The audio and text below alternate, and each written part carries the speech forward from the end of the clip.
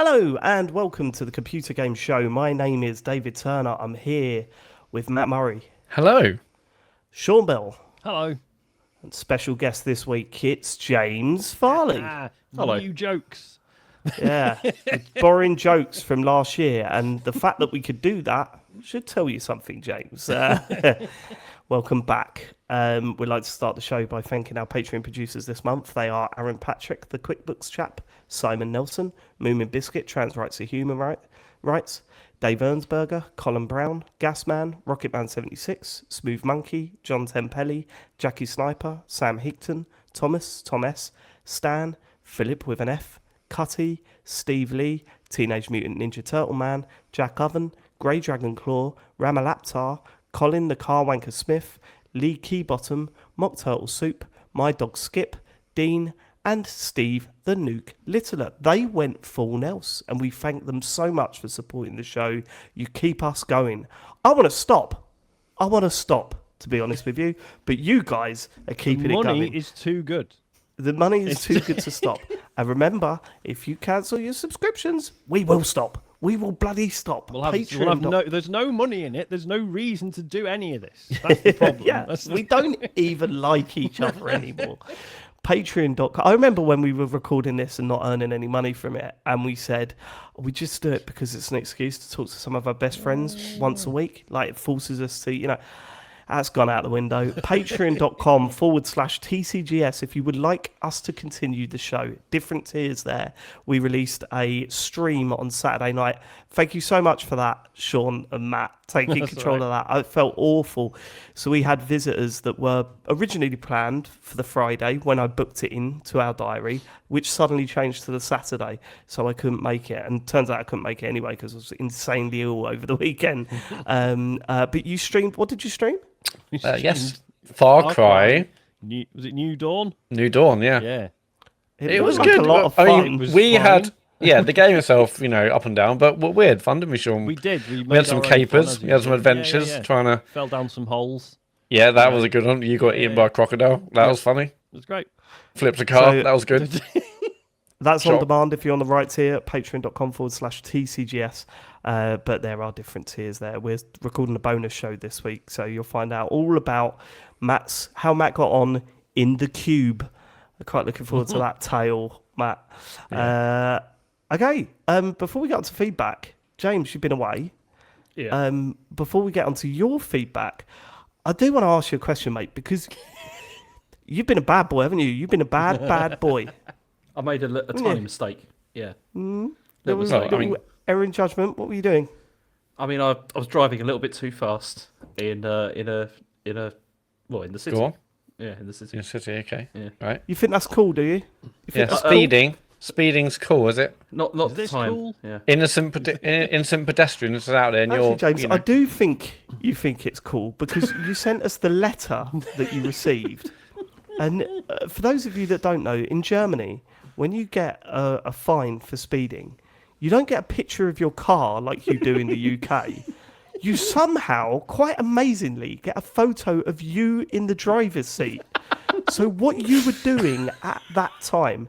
Now, I'm sorry if you're listening to the podcast because you won't get to see this, but if you go to our YouTube channel and go to this part... We'll put it on social media, right? Put it on social media. This is going everywhere. This is our social media. This is the greatest photo of all time. So this is what James looked like. Oh, it's not going to work, is it? Because my thing's on. Well, okay, well, let's see if it works. This is what James Farley looked like while he was speeding. Look at that. Look at my haircut. I'm going to turn this off. It's fine. I'm going to turn this off. This is only a... Right, here we go. Look at that. That's what James Farley... For those of you that don't want to go to our YouTube channel, describe it for the listeners. James is smiling, looking directly at the lens and doing a little fist pump. The only thing that I could compare it to is the Success Kid meme, which John Denton sent me, saying he looks like an older version of him. It is honestly the coolest thing I think I've ever seen. It was like you were trying to get a speeding fine. Or worse than that, go to prison. They're like, okay, he's got a speeding fine, but because of that picture, prison time. Now, frankly, you're taking the piss. And I need to just explain for the audience as well. James hasn't explained any of this. No. It was just like, oh, I really like the photo. Haha. Like, what were you doing? What were you doing? Look, I did. Okay, it was a 30 Did you know kilometer. right? Okay. Did you know you had a fine coming? The thing is I actually thought I had a fine coming for another infraction. Oh you know, yes, before. a second picture's incoming. And this is what is wild about this, right? Because before I came here, I've never had a ticket, like ever, like for speeding or anything like that. It's never happened. And I was driving. Sorry, as you said that, Sean sort of inhaled and took a swig of whatever he was drinking. Sean's a bad boy. He's a regular down the I speeding got away with fine. one. I told you that story, haven't I? Because of COVID. And what was that? I got away with. So I was got caught 19 or speeding. 30. I got caught speeding on the motorway, and then they were like, "All right, you can do," because the motorway awareness course is different from the normal speed awareness course, which I'd already done. And then COVID hit, and they were just like, "Yeah, we can't run any of the classes, so." Well, Don't worry about that's not true because I also did that, and during COVID, I had to do an online course. Well, Yeah, but I'm the assuming it online was ones slightly weren't running. later into the. Yeah. Anyway, sorry. Taking the shine away from the greatest speeder of all time, No, James because, Farley. as I said, I thought I'd been caught like about 2 months ago when I was driving on the autobahn, and then suddenly it went because on the autobahn there's no speed limit at all. That's right. Yeah. Yeah. So So how you could could you go- get caught? How speeding fast were on you the- going, This is James? the thing, because Speed of sound.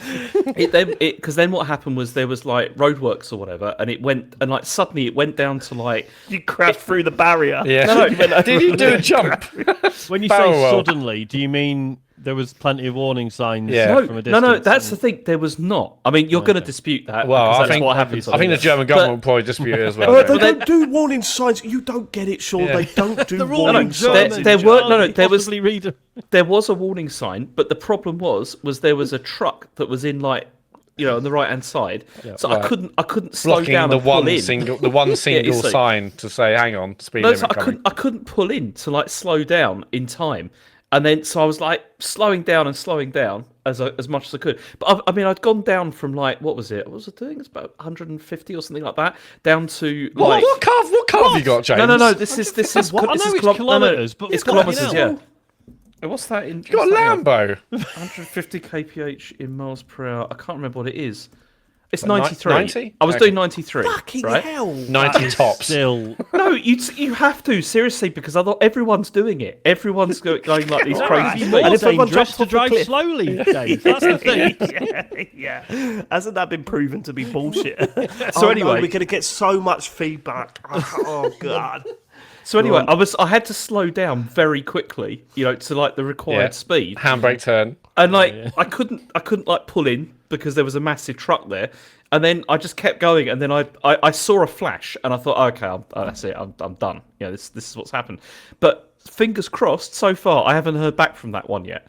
So that was like months ago. That was before Christmas. What if some people from the German authority listen to this show and like, oh fuck, actually no, we forgot to do it. Like, we'll get processed next week now. But this one was like I was doing 37 in a 30 limit. Was what it was. That is disgusting. Still breaking the speed limit. It was but still go breaking on. the speed limit, and Right. it was my I mistake. don't care about that. I hold my hands up. Why were you smiling, looking we saw you hold directly your at the hands up, it was camera on and doing a fist pump? Yeah. Because I didn't know that I was going to get like flashed. While I was doing that. Okay, so why were you doing that move? Why were you doing the... Yeah. Well, I was in the car with one of my work colleagues, and we were actually transporting like a massive video screen from one place to another. This sounds like an excuse to Also tell the stealing police. stuff. Is that why you're driving so fast? Is this a getaway? Go, I cannot believe we're getting away with this. Yeah. Shakes fist to camera. And we were probably having a bit of a laugh about various things, and then that just caught me on the screen at that moment when I was doing that. I mean, this Right. doesn't tally with what you've told us No, about this your is- colleagues previously. It also doesn't tally what I know of James Farley. He's never happy in a car, ever. He sits there with the glummest face you've ever seen. Maybe that's just because he's in a car with me, so Yeah. that is kind of understandable. but for those of you wondering, and there's a few people mentioned it in the chat as we're streaming now. Yes, that will be on a T-shirt. 100%. We will be sending It's gonna be a bigger this seller. image. It is the greatest thing that I've ever seen in my life, James. So James, love I it saw that, so James, much. and I saw that, and I thought you had been clocked, and you were like shaking your fist, like, God, I can't believe I've been clocked by the speaker. But actually, no, you were just having a lovely little conversation, and just so happened to be looking at the camera Exactly. with clenched fist and clenched teeth. Exactly. It was complete happenstance that happened. Like I don't know how that happened. And that's but the beauty it's of a photography, shame. isn't it? Because your profile picture on my phone has been the same for the last God knows how long. Yeah, I've still got It's the been same that one. right? and now I'm going to have to change it. I am actually changing it now because it's the best thing I've ever seen, James. It's the best thing I've ever seen. That's it was the recommended one. Okay. Okay, I've got so many of you on here. It's brilliant. So it was weird because I mean it was a €30 fine and no points, which I was quite pleased about. So that was good. But then on the back you had to so if you paid the fine, then it's all yeah. That's what happens when you call me now.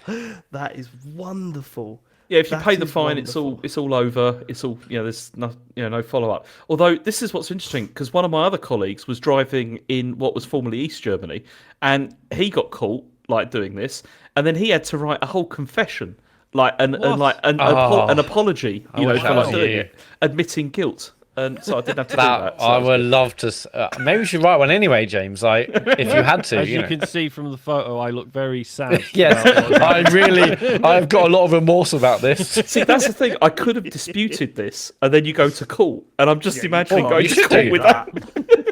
Exhibit Can't A. dispute that. So keep an eye on our socials for when we release not only the photo but a T-shirt with the photo on it. Can we do that this week? Is it possible to see do why it not. that quickly? Yeah. That's got to be out there by Friday. I think maybe Friday we'll have that T-shirt available to buy. I'm pretty sure I'm buying one. I love it too much. Apart from that, did you have any feedback on last week's show, James Farley? I mean, I did enjoy the bit where Matt was like clicking around in the Patreon producers and annoying you. That was good. That was Right a at the good start. That's as far Listen as to you the got first in, 10 wasn't it? Yeah, he listened. 30 seconds. bit. I enjoyed that Turn bit. off. But I mean, one other major piece of feedback for Matt. The original Onimusha game was on the PS2, not the original PlayStation. Oh yeah, we had that. Yeah, Pooh in chat was saying that. Yeah, okay. So there you go. That's my bad. Yeah, but people can't see the chat, Matt. It's right Yeah. that James has pulled you up on that. No, that's actually. good. Yeah, well done. Yeah. Anything else, James? Yeah, I don't know. I just thought it was older than it was. You're very short at the moment. You get very short with Same height, people, Matt. 5'7". What is and going a half. on? You're 5'7". Well, you get very I angry am. with I think I am people. What's going 5'7". You think? on? Okay, all right. Shall we move on to the feedback from our listeners? That was pathetic, James. Do better next time. It was all right. Yeah. It was fine. No, it wasn't. James, No, I'm telling James you it says it wasn't. was fine, Dave. No, so I I'm don't saying see the why show. we should- I'm saying the show okay, was okay. fine. Yeah, I'm saying your feedback was not. Let's get on to the feedback from the listeners, please. Yes, Braddon has messaged episode 219, 16th of September 2020, Dong v Dong feedback. It's good to get feedback even on the early ones. Yep. Has James made his Labo kit yet, or is it still in his cupboard? That was Good 10 minutes, 20 question. seconds. Which one was that? Was that the robot car one, wasn't it? the car one or the No, he made the robot one. Oh, the right. robot one? I I saw did. that, and he You saw the moaned about the pictures. whole process, and then saw him wearing it. It was the only other time I saw him. I've seen him smile twice. Once was wearing the robot costume, and once speeding. So, No. There's also that other one of me doing the machines in Japan. I was smiling. no, then that's as well. true. Yeah, and that time we got him Japan. cheese. Yeah. Yeah. Oh yeah, you smile quite a bit actually. Yeah, That's in fact, very I'm sick of fine. it. Too much of anything. It's weird. Sorry, this is a tangent. But there was a bit of chat in the Discord about people listening to earlier episodes, and everyone was saying how like energetic James sounds. No, not even back then, surely. No, I Yeah, think apparently, yeah. it was a bit more probably. Yeah. And apparently, I sounded more northern, and I've been gentrified since. Yeah, good, Really? good. Try to beat that out. Hanging Yeah. out of us. So that's a You no. sure they then, weren't James, just confusing it with my impression of you? That's Is that true. Yeah, put it mixed up. Yeah, yeah. Ibago. No, James? for the Labo stuff. No, I did all of those. They're all done. Yeah, they were all completed eventually. Okay, I don't believe it. It's true. Now Okay. they're all recycled. yeah, they were. Yeah, where are they now? They were back at my parents' house in the UK, but I think they asked me the other Probably week actually if they could get rid of them. And I Are you said going to build yes. this Labo kit? Hello, James, our 45-year-old child. What should we do with your toys? Your cardboard toys. That piano was genuinely beautiful, though. Oh, it wasn't was. it? It was, Like, yeah. What? Yeah, I loved making that thing. Okay. Codename Tommaso Guardeno. Why does David's Matt is being fake humble voice? Sure, you did it. Okay, you got me. Well done. What? Oh, sorry. I didn't- Your cursor was over me reading the fucking even message. think. Well done. Yeah, it's No, annoying, that was- isn't it, Matt? It's annoying. Yeah, when no, that no, happens, it is, isn't An yeah. accident. I did not. I wasn't doing it on purpose. Okay, why Might does now, but that wasn't. why does David's Matt is being fake humble voice sound like Adam Buxton doing Bob Dylan is telling his mum he doesn't smoke too much weed? I don't know that. I don't know I'm that not familiar voice. with that. Sounds good. No, but let's just say I stole it. Does that make you happy, Codename? Well, Adam Buxton Is that kind what of you're stole podcasting from us, so He you did a know. little Good bit, point. didn't Yeah. Invented Yeah. by. Yeah, Look yeah. at him. Yeah. Ooh, podcast. Let's get a famous he? person. All right. Okay, Louis Boo, re-Spotify. Matt will be pleased to know that all his Spotify playlists can be imported over to YouTube Music. No problem. I had Spotify Premium for about 15 years, and I always thought the other services wouldn't have the same size libraries, but so far I haven't looked back. You also get the music videos with the tracks. Also, why has Sean subscribed to another service if he's already on YouTube Premium? To be fair, I've not looked at YouTube Music for a long time. I remember not liking it, but I mean, going back a few years now, maybe I should have another look. I don't know where they are in terms of actually paying artists, though. That was the deciding factor for me. But They actually pay him That's- £100 a bonus show stream. material, baby. That's He's right though. So Matt, so now you've got no excuse other than the fact that you like Spotify Wrapped Yeah. to fit in with it. Well, no, I mean, I do like Spotify Rap, but I also just like, I'm not going to Spotify Wrapped. switch. I'm not going to switch. I've nice used Spotify thing for like that you 15 can't years. talk Or about right now. That's the well, it's just what I've used 15 years. I don't feel need to switch. I mean, although you haven't said that, the ads on YouTube are so bad. yeah, but the whole Maybe point Yeah, is they you are. pay for premium. That's what they're saying, right? Yeah, but so they're this is the thing. so is- like a minute of unskippable now. It's like fucking hell, or like I four saw in the middle of a 20-minute video. Yeah, I saw someone said in our Discord, "Oh, this would be good for David," and it was like a cheaper version of YouTube Premium that has less adverts. And I'm like, no, if I'm paying, I don't want any adverts. Like, That's I'm not like- going to pay yeah. to have slightly less adverts. Like, That's YouTube insane. Premium Lite, isn't it? I think Yeah, that's the they one. launched Switch. Yeah, it's That what is the fucking point? outrageous. Yeah. Okay. Yes, it's not about whether I've got an excuse or not. I just don't want to move, unless YouTube gets even worse. Doesn't care about artists. I do, but I just, not enough not to that much. switch. Just not that much. Not enough to switch music provider. I'm not going to do that. I've got enough in my life. Right, Alex79, not UK, just Alex79. All right, lads, I really enjoyed the kitchen chat last week, but not sure why you spent 2 hours talking about video games beforehand. Good point, actually, Alex. Yeah. Anyway, no, talking we'll about- try and cut that out. Yeah, talking about dishwashers, we have one in our house. There were 4 of us, and we used to use it all the time. When energy bills started skyrocketing a couple of years ago, we looked at things we might be able to cut back on, and the dishwasher was one of them. So it's sat under the counter unused for over 2 years now. I can honestly say I don't miss it at all. Washing up doesn't take that much longer than loading and then unloading the dishwasher, and I like having those few minutes every evening to listen to or watch something on my phone as I wash up.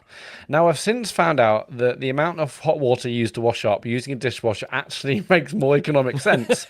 But I'm so used to washing up now, I'm not sure I'll ever go back. Thanks for the quality chat. Let's play the games. More nonsense, please, from Alex. You cannot say that washing up takes the same time as loading a dishwasher. Yeah, that That's is just insane. That Well, it is depends how much See, washing up you have, sure. I listened to this chat and I completely, because we don't have a dishwasher, and I feel like I spend most of the evening Yeah. washing up. And Yeah, it's, yeah. as soon as you've got like more than 2 people, it's so much that you have I to mean, do. this is so fucking boring to talk about, right? Yeah, let's Look, move on. I know it's boring to talk about, but we've had it. We had it set up on Friday, and it's insane. It's insane. It's insane. I can't believe my luck. I can't believe my luck. We've signed up to a subscription service for washing dishwasher tablets. That's how Bloody into it we hell. are at the moment. Yeah. You wait until my washing up wrapped at the end of the year. Yeah. That's it for. I was trying to name a dishwasher brand. I was going to Yeah, I know. I know what I was going to say happened Indesit, and I was like, Indesit. Is that even Yeah, a brand probably. anymore? It doesn't matter. It is. Anyway, yeah, that is it for feedback. Go to tcgs.co/dear TCGS. Leave your feedback. Okay. Should we get into the news this week? James Farley, did you miss it? Did you miss out on the news last week? Were you a bit disappointed that you didn't get to break the stories for us? Yeah, I did feel a bit sad when I listened to it, Did you? and Sean did an amazing job, obviously, but I did feel sad that I wasn't there. If do it a makes you feel worse any job better, and then you can Sean just be- did moan about doing the news as much as you usually do. He's like, "Oh, for fuck's sake!" It's not the doing it; it's the fact that I always forget that I have to do it until the day, and then I'm like, "Oh, now I've got to put some effort in for like 10 minutes and get the stories Well, that's together." exactly what James is up against. Takes longer than 10 minutes if you do it right. Yeah, It's, well, I didn't. I half-assed it. Okay, the news. James Farley, what have you got for us? So Annapurna had a showcase this evening, and I don't know who's seen what, but I've seen the videos from it. And Sean, have you seen any of this? I watched most of it. Yeah. Okay. I mean, we should Yeah. say at the start this was odd because obviously, as we know, basically everyone left Annapurna just a few months back, and Yeah, presumably, they've hired new people, but with the best will in the world, that's going to cause disruption to the developers who've got an established relationship with people at Annapurna, right? People there, yeah. Yeah. So it felt like this was quite soon to do something like this, but it was a perfectly good show.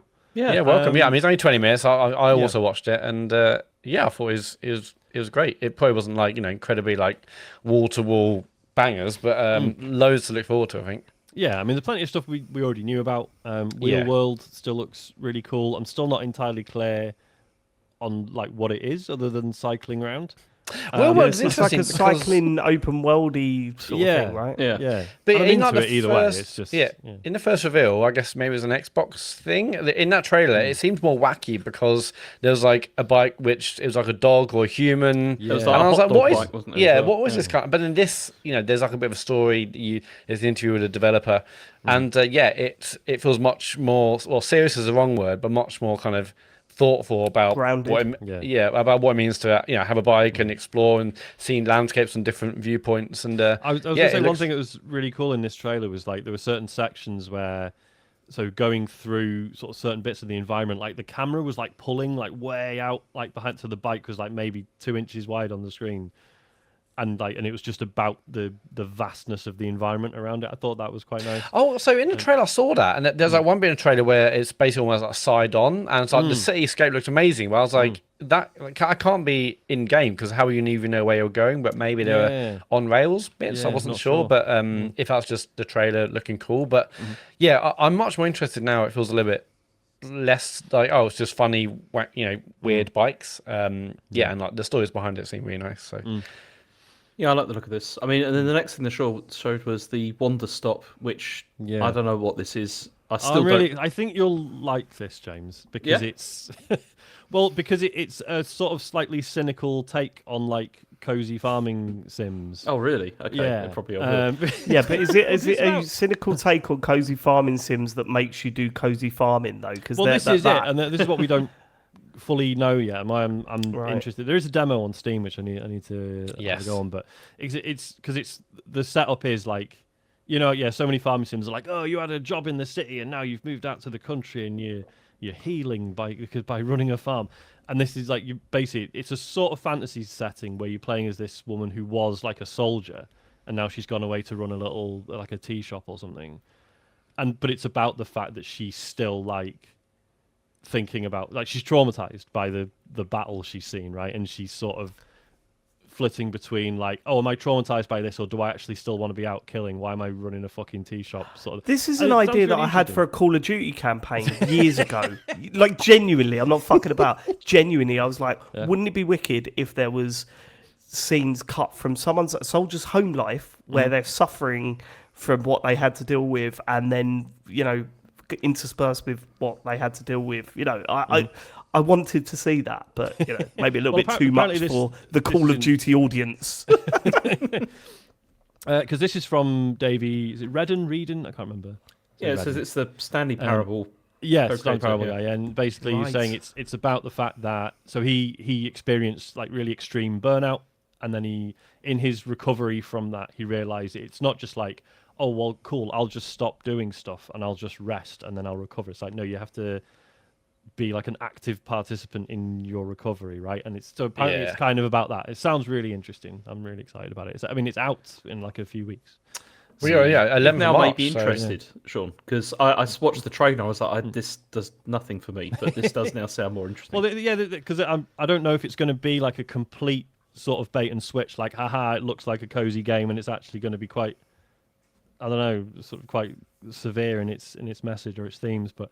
I mean, given the description and the potential, plus from the Stanley Parable co-create, you've got to imagine it does flip the script. It's going to be a twist, yeah. So do you know, I'm excited. Asher got also completely obsessed with the Stanley Parable. He got the platinum for it. Like Really? he just spent ages playing it. He was completely fascinated. Yeah, it was same with Charlie, wasn't it? He was just locked into it. He absolutely loves that game. Yeah, but this looks like say not comparable, to be fair. Obviously, you take the talent and you go, okay, yeah, but this doesn't look like a Stanley Parable game. What's exciting about this is it comes out on Xbox Series X and S and PC, and also, according to Eurogamer, the PlayStation 5. So I'm excited for that. That one myself personally, I'll probably wait for the PlayStation release.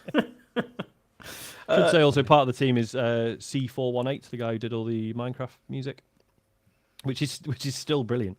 Yeah, is it? Yeah, man. The Minecraft music. No, the Minecraft music is brilliant. Yeah. It's okay, fine. I don't agree. It's brilliant ambient music. It's like okay, I don't agree. For half term last week, LED, I sure had it, but we're playing the SpongeBob Minecraft DLC, and the music in that is. I kept saying like, this is gorgeous music. Yeah, I mean, it felt very Animal Crossing, and I was going to say because they got quite a few other composers in sort of later on. So Lena Raine, who did like Celeste and a bunch of other things.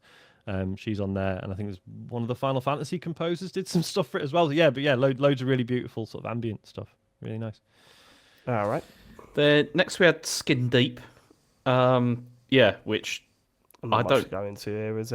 Not really. It just looks. Yeah, I don't know. I thought this looked great. So this is from Blendo Games, who are they were an indie darling studio for a long time. They've not put anything out for a few years now, I think. I was fascinated to find out this runs on the Brendan Chung, yeah. Fascinated to find out this runs on the Quake 3 engine. Oh yeah, I thought that was interesting. Yeah. But yeah, it's a sort of immersive sim where you're like a mercenary on it that's like gets called into spaceships that have been attacked by pirates or whatever, and you got to clear them all out. And obviously this is the thing they did to show it off in the trailer.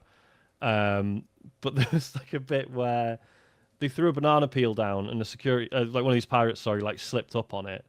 And then when he was like on the floor confused, the player then like jumped on his back and sort of rode around on him for a bit, smashed him into a window on the side of this spaceship, flew out into space, and then smashed in through another window where a pirate was about to call in a security alert, took him out, and then took his radio and went, yeah, everything's fine here, sorry. that was the standout moment, I thought, of the trailer. It was quite good. It looked good. Yeah, obviously, probably unfair to assume that sort of thing will happen all the time. But yeah, it looked really good. But yeah, the fact you're one of the, it says they're one of Galaxy's best assassins and now a lowly insurance commando. It looked really inventive. So yeah, and also the demo's out also on now on Steam, isn't it? Oh yeah. I'm being tempted recently to get a Steam Deck and see this kind of stuff. It's good, man. It's good little. Yeah, the temptation is increasing.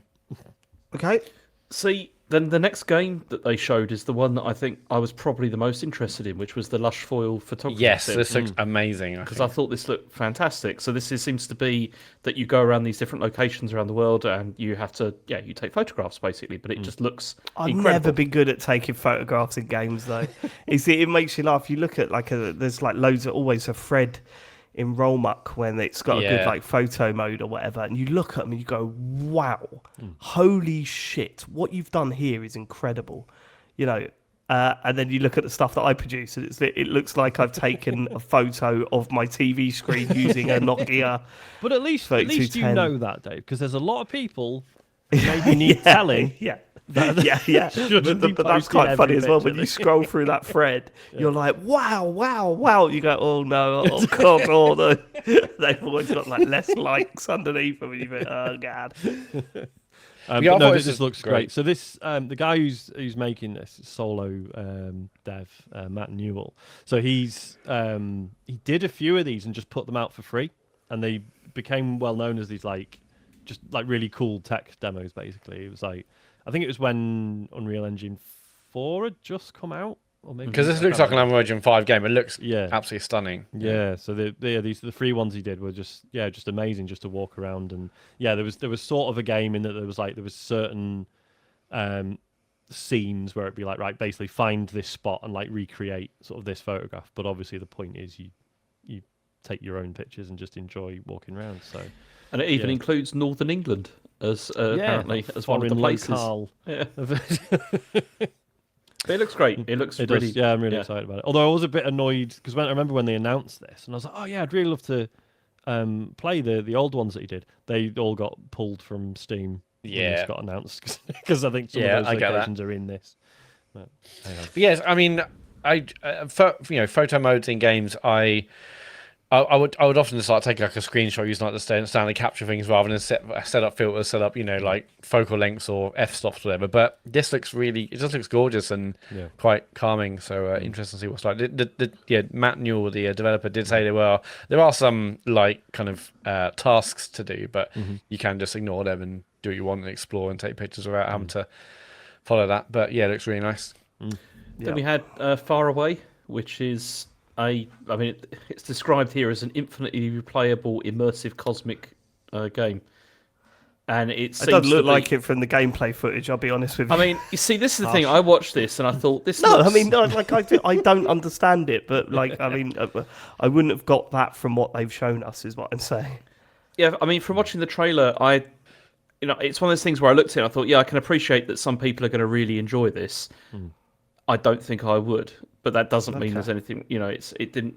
To me, it didn't look particularly interesting. But this is the point where I had to start skimming this because I was running out of time before we started the show. But is this the one? It's like a one-button thing. I think so. Made that up. Well, it's just the one where it looks like what's it that? It's like you're making PS2 constellations game. Yeah. It is surely. Yeah, that's one. Cool. Okay. But then the next one, I also thought looked really interesting, which was To a T. And this is the Really? one that's I thought this looked really interesting. I thought you'd love it as well. It's got giraffes in it. I've not seen it. I literally. It's got giraffes in it. Fair enough. It's got giraffe. Fair enough. And it's got a great song. You know when you just like skip to the middle of the trailer and say, "Would I be interested?" It looks like a cozy game, but is that not the case? No, it's Keita Takahashi. From Katamari Damacy. It's his next game. Right. Okay. And it looks really interesting. And one of the things that was pretty funny was because it starts off with like this whole song with like this giraffe talking about going through the day and doing cooking and stuff, and it's pretty entertaining and pretty funny. And then what I quite like though is that at the end of the trailer it comes up and says this is not a game just about cooking. It's like there are other things that are going to be going on in this as well. And I thought this looked great. And it's out not soon, but not that far away. Yeah, 28th of May. Yeah. Okay. Oh, look at this! I think it looked great. Well, James is yawning, so we all had to take a break there because James was yawning. Okay. Then is there anything else? Are we going for everything? Oh, there's only like two things really. Yeah, the last one's not even worth talking about. But then there was was morsels as well that they showed, which seemed to be it's like a top-down, as it says here, like roguelite game. But it did look very cool, but in the context of one of these sort of presentations, it was like, it probably will be good, but we didn't see a huge amount of it. It really reminds me of like sort of an Atari era game. Do you know what I mean? Like a Atari ST, that sort of era game, like visually. Yeah, like the scan lines I love. Yeah. Seems that's what they're going for. Yeah, okay. And then the big announcement at the end. Whoa. Okay, what is it? Sayonara Wild Hearts coming to PS5 with an extra game mode. But when I first saw it, I was like, fuck, it's like the sequel, because I loved that. I played it actually on Apple Arcade when it came out, I think, I loved it. I was like, oh, man, the sequel to this, but no, it's just like a updated version of Sayonara Wild Hearts. Runs at 140 frames a second. Or whatever. 100, yeah. The other thing earlier, but I mean, it's kind of a non-announcement, but it was like the devs from... Cocoon. Cocoon. I was like, oh my god, we're getting a new Cocoon game, or new game from the same studio, but it's more like they're doing a physical version, soundtrack. But yeah, I was like, I might get the vinyl soundtrack. Yeah, I was like, are we going to get another? No, we're not. I mean, there is a collector's edition coming, but and they did tease that they're working on something, and it's being published by Annapurna, but no details. But I was a bit disappointed about that. And that was it. So I thought it was a pretty good showing. There's a couple of things there that's certainly worth looking at. I mean, the next thing that happened this evening was that Xbox also had like an indie showcase, and I've not watched this. I've only seen the 2 minute. I've only seen the 2 minute wrap, like sort of like quick review of the whole thing, because it's like 40 minutes long, I think, and it was quite close to when we were going to record, so I didn't see it. Yeah. It's literally just happened, isn't it? So Matt, you watched it as well. So what were your? I didn't watch this, but they put out like a 2 minute kind of highlights video, and then from there there was enough good stuff that I then watched some other kind of trailers. But I guess one of the big ones is like Jump Ship looks awesome. It's like a 4-player co-op FPS. Which looks like it's got uses like there's like some crazy physics, and it's looked really fun. It's a really, really great kind of action-packed trailer. This Revenge of the Savage Planet, we'd already seen that, right? I think yes, we knew that. Yeah, we knew there was a sequel coming. I'm very excited for that because the first one was genuinely brilliant. Like it was rough around the edges. You could tell it was like the first attempt at a new IP. But holy shit, did it have a lot of heart? So we should absolutely play that again, Matt.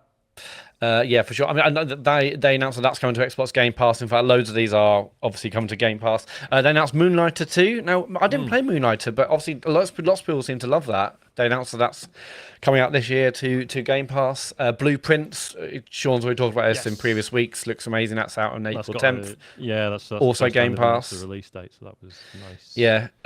One looked really interesting called Buckshot Roulette, which, I mean, I saw that and thought, this looks very much like Inscription kind of style. It had like kind of, again, 16-bit or 32-bit. Like it's 32-bit early 3D style, kind of dark and moody. I googled a developer. It's nothing to do with nothing to do with that game, but that looks fantastic as well. Balattro's on Game Pass today, and they've got some special cards related to things like Age of Empires and a bunch of other kind of games, which, hey, I mean, Balatro on Game Pass, you can't not be playing it now. I'm obviously really excited for Descenders Next and Next Descenders game. That's also Game Pass, and that's out in April. And I thought there's also a new game from the Patapon people, which is Tempopo, I think that's what it's called. Yeah. Well, more importantly than that, it looks like a Patapon game, right? It's not just from the same people. It just literally looks Patapon like was a PlayStation. Yeah, it was like a PSP thing, wasn't it? Yeah, it was. PSP disbanded a few years back. So yeah, I think a number of the original devs have come back together to do a new one, which is more than welcome because those games are great. Cool. So yeah. So I mean, I haven't watched all of this, but yeah, new games coming. Yeah. So what happened there? There is. So but you both spoke at the same time, and then there was nothing. Both gave up. I don't know if you noticed, Sean, but that's how this podcast works. We usually talk over each other, and neither of us make a decent point. It goes nowhere, and we both sit there and reflect on how. Yeah.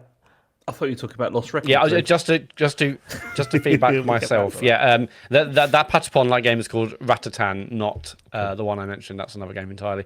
But yeah, I kind of want to watch the whole thing just because the trailers I've seen and the stuff I saw from that recap look really good. Like Tanuki Pond Summer, don't know much about it. It looks gorgeous. Yeah, plenty to watch, I think, in there. Okay. Next story. So this was like all the indie stuff, and then now we've also had Satya Nadella saying that Xbox is going to have a catalogue of games using generative AI. Ugh. So this was... I bet we'll be able to tell which ones. So this is all connected to this thing called Microsoft Muse, and apparently it's a generative AI model that says it can generate game visuals, controller actions, or both. And they showed how Muse could then like create these game visuals using the training data that they're getting from Bleeding Edge, which was like a Ninja Theory game from 2020. And Nadella has like said that, looking at this, it's the same wow moment he felt when he first saw ChatGPT.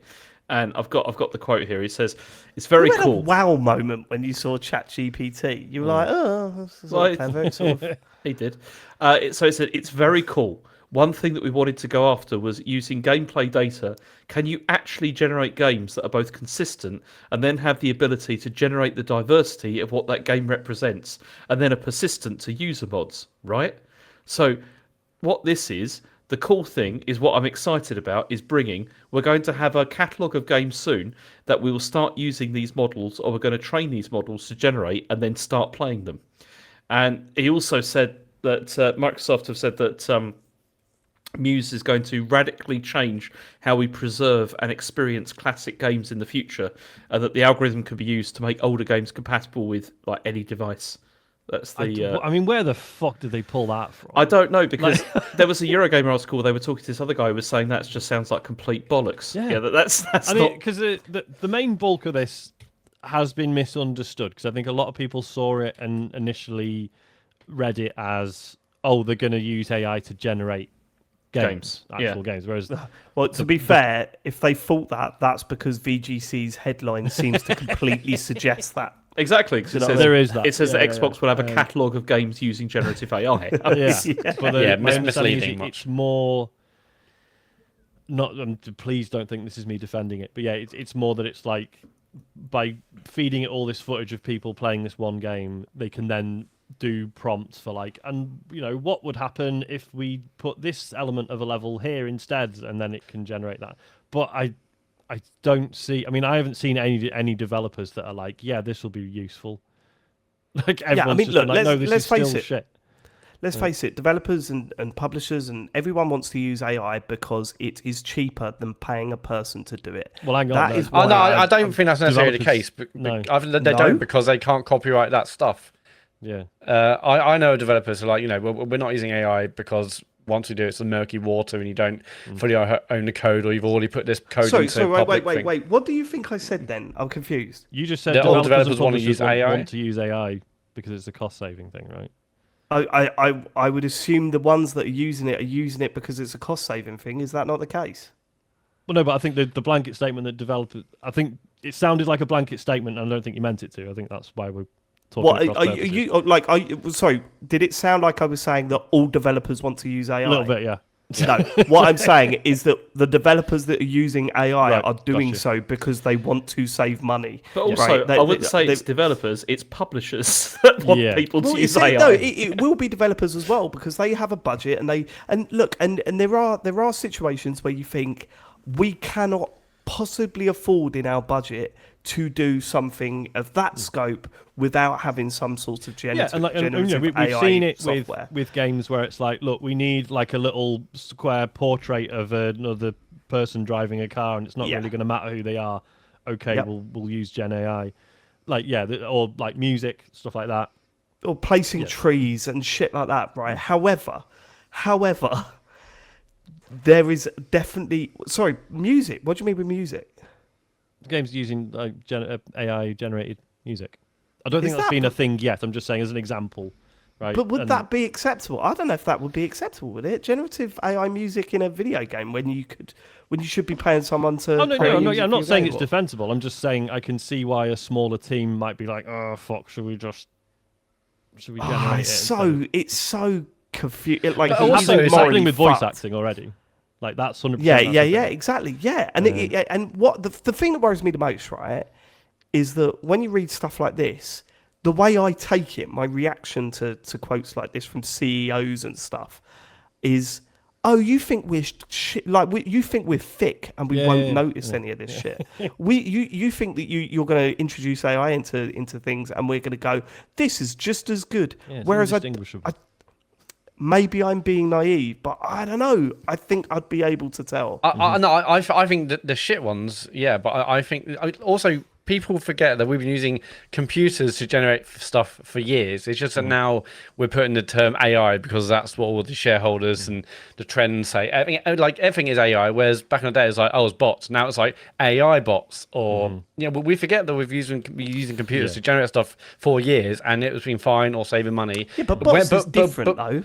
No. I'm using that as an example of the fact that now they're called AI bots versus just like bots. But Dave and stuff has been mentioned, put adding trees to a game. Like Speed Tree has been a tool that has existed for years. Yeah, and devs will create tools which basically generate stuff to save them time and money. It's just when we online see like the terrible, AI generated art and the terrible stuff that that really gets out there. It's like Jesus Christ. But people have been using computers and models and systems to generate stuff artificially. Whether you call it AI, whether it's just computer generated, this is what I was going to ask. But it's very different, though, isn't it? Go on, James. Sorry. My question about this was going to be this is probably me just really not understanding how any of this works. But what about games that use procedurally generated worlds? How is that? That's different though, because how is that it is still a tool that because is there's still an authored element by... of design about it. Yeah. You cannot just go. You cannot, for example, you cannot create Hades by pumping in create a level for Hades. It's about piecing objects together and working out the algorithm. I'm sure there is some sort of generative aspect to it, but it couldn't be completely completely randomly put together. And because we can't. I'm not talking about the entire game. I'm talking about how the levels come together. Procedurally generated planets in games and stuff like that. What's the difference? But they're not pulling from data sets which are trained on copyrighted content. That's one of the major killers. Yeah, sure. That's one of the... I see what you're saying though, because the for example, No Man's Sky was not an AI driven game, but it was set on a it's procedural, and a lot of that wasn't created by hand, and a lot of was so stuff is fed to that, but I guess crucially for those, it'll be fed by the studio. Yeah, it's murky and it's horrible, but I just feel like everyone's like, hey, that's new. Well, no, it's is it really artificial intelligence, or is it just a system that they've built using their own? Well, exactly. I keep saying the ChatGPT and stuff. ChatGPT doesn't figure anything out. It just looks at the internet and goes, "What's the sort of thing people say in response to what I've just been at?" That's what James Farley does on a regular basis. Though, to be fair, I accidentally played an AI generated game the other week. I didn't get around to talking about it on the show. I accidentally played an AI game on my phone. Because it accidentally Avowed fell, and I can't remember what it was called. What was it? But it came up on the Play Store, and it would just look like a sort of a text-based sort of Dungeons and Dragons style thing. And I thought, because I often play phone games with Isaac in the evening, when it's bedtime or whatever. And I thought, that'd be nice because we'll both read bits and whatever. And I knew something was so I genuinely did not know this was an AI game going in. I was going through the character creation stuff. And there's little questions you have to answer and stuff. And I was like, why is there loads of spelling mistakes in this? This is the game's written it's a text-based game. Hey, how are there spelling mistakes? Hey, I wrote that. Yeah. I wrote that game, Sean. And then as I got into the game, it was you're in this village, and basically I got this quest there's some bandits held up a shipment that was going to this other village, and it was every person I spoke to was in slightly different ways, reiterating the same points, oh, you're going to go get the bandits that left via the East Road out from the village. Oh, if you go off the East Road from the village, you'll find the bandits that got. And it was East Road ? Bandits. Yeah, it's why do they keep saying the same shit? And then after a bit, I was fuck, this is generative AI stuff, because every time I was putting a command in, it was taking a couple of seconds to react to it. Yeah. So I was ChatGPT is working in the background. Once again, as with so many generative AI things, it's it was kind of impressive, but also you can fucking see through it, and it's not good writing, and it's and a bit later, I got into a fight with these three bandits from the East Road. How did you work out that mystery? And I took two of them out, and then there was like, right, there's one bandit left, and I just typed in like, tell him to run, basically, and he did, and he's like, yeah, the bandit's really scared, and he runs away. I was like, that's quite cool, right? Because that was completely organic. I just thought, oh, I wonder if this works, and it did. But as I say, throughout, the quality of the writing is not good. You can just fucking tell. Like, yeah, and I think the I argument think is, for me, oh, well, it'll get better. It's like, I don't know. I think Well, for me, I think it will get better. I'm not blanket statement against AI, right? What I am is I'm against AI being in place of a job. Yeah. And I think that becomes, the better AI gets, the more blurry that becomes.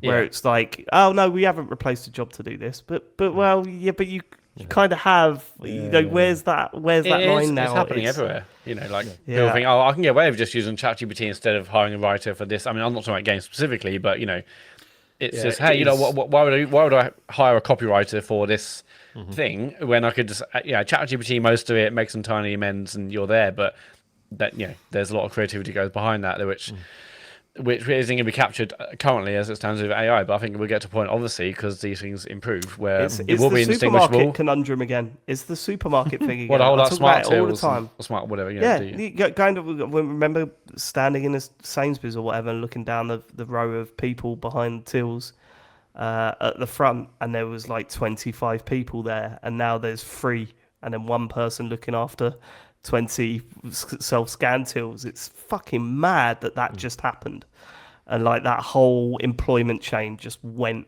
like it's crazy. But anyway, we don't want to get too political. Ben's do we, pointing guys? out in the chat that one difference between that is that not necessarily. Well, he's saying no one likes to do that job. I don't think that's necessarily true. I would dispute that. I would seriously dispute that, because there are a lot of people that are like, they're happy with doing whatever jobs that they're doing. It's you can't just say that because it's like not art or whatever. It doesn't have any value or whatever. It's an incredibly social job. But I do think it's a useful distinction as well. That's like, why on earth would we take away the joy of creation from people? Do you know what I mean? Like, why would we be like, oh, good, computers can do that now? It's like, no, you should learn to do it. And you don't even have to do it well. Like, just enjoying doing things badly is amazing. Like, it's really good. But then really sadly, businesses aren't going to accept that, are they? That's no, but I'm just talking about your own personal. The argument is like, oh, now people who can't do art can do art because of AI. It's like, no, you already could do art. You can do art. You just fucking get some paint. It doesn't matter if it's going anywhere. Like, I wish that could be the episode title. You can do art, just get some fucking paint. That. Can we get a photo of Sean doing that with that slogan on? T-shirt. Just a big painting of William Balls behind me. Okay. Okay. Should we move on? We've gone off the fucking rails. Okay. So Marvel Rivals.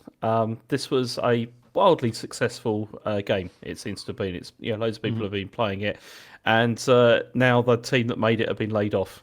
Well, hang on. Whoa. Oh, go on, Sean. Disputing the news. I'm not disputing. I'm just saying that's not entirely true, is it? The American branch of the team. Okay, Sean. Okay, Sean. But I didn't even get to this point. But I was going to say part of the team that was involved in the When were you going to say that? Game. Was it when you read the headline? No, just after. Do you want to see my notes, Sean? I've got notes here that you can see, which you can totally well then see. accept that what you just said was really misleading. No, because I hadn't finished speaking, you prick. Whoa!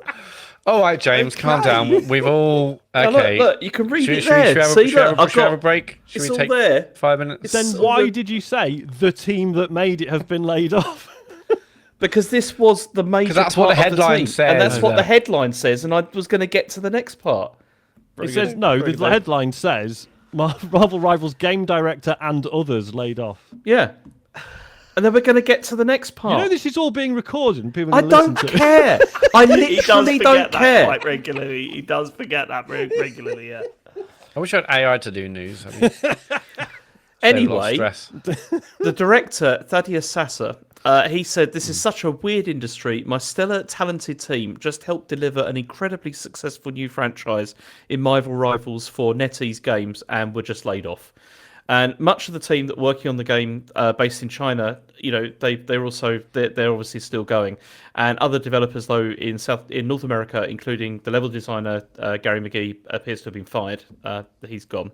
And yeah, even though it's done very well, NetEase have just said that a core team based in Guangzhou in China is going to be basically taking it forward from here, and the Western developers are gone from this. And they said that they've done this to optimize development efficiency. That was the reason for this. Save money, try and make even more profit. Well, yeah, that is bollocks, isn't it, James? Because this is more about what's going on in America and their relationship towards China, right? That's my feeling about this, and this moves in now to the next story, which is about NetEase in general, because now there's all these reports that other NetEase studios are at risk, including the ones that were set up quite recently by like Nagoshi, and also there's like Quantic Dream and also Grasshopper. They all had these studios have set up. And it seems that maybe these, I mean, according to its GameFile, they said that these studios may be being downsized or removed, basically, like, they're going to probably get rid of them. And I mean, it's quite a list of studios as well. You've got like NetEase Montreal, and that was Watch Dogs creator Jonathan Morin was headed that. Quantic Dream, I mean, we all love Quantic Dream.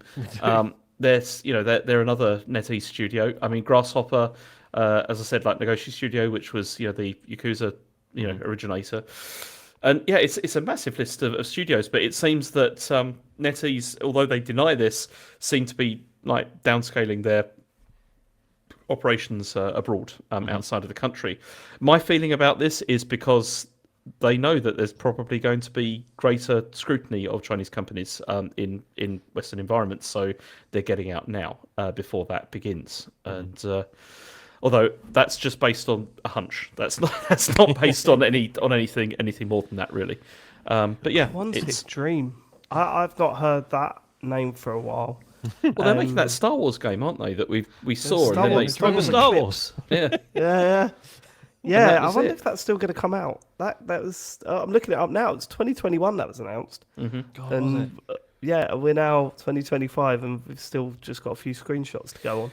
But the thing about this that's really, I mean, a lot of people are going to lose their jobs with this. Like what's it called? GameFile was saying, the number of people that will be lost from this will make the layoffs that we had last year look quite tame, like by comparison. It's really quite serious. Yeah, because the amount of studios they own, it's there's a lot. So you got that, and then also, I mean, this is just NetEase. I mean, if Tencent also decide that they want to scale back things a bit, then that's also another major issue. But yeah, I mean, maybe. I mean, I read something the other day where they were talking. I think it may have been Hit Points. Was it Hit Points? I think the Nathan Brown. Where he was talking about maybe they figured out that they can make these games like Black Myth Wukong and stuff like that in China, and then still appeal to Western audiences without having to invest like this. And maybe it's just cheaper to do that. It's but this is potentially going to be a horrible ongoing story. But we'll see, I guess, where it goes. My Tencent console predictions looking rock solid. Yeah, that's not Wait to see happening that now, come is out.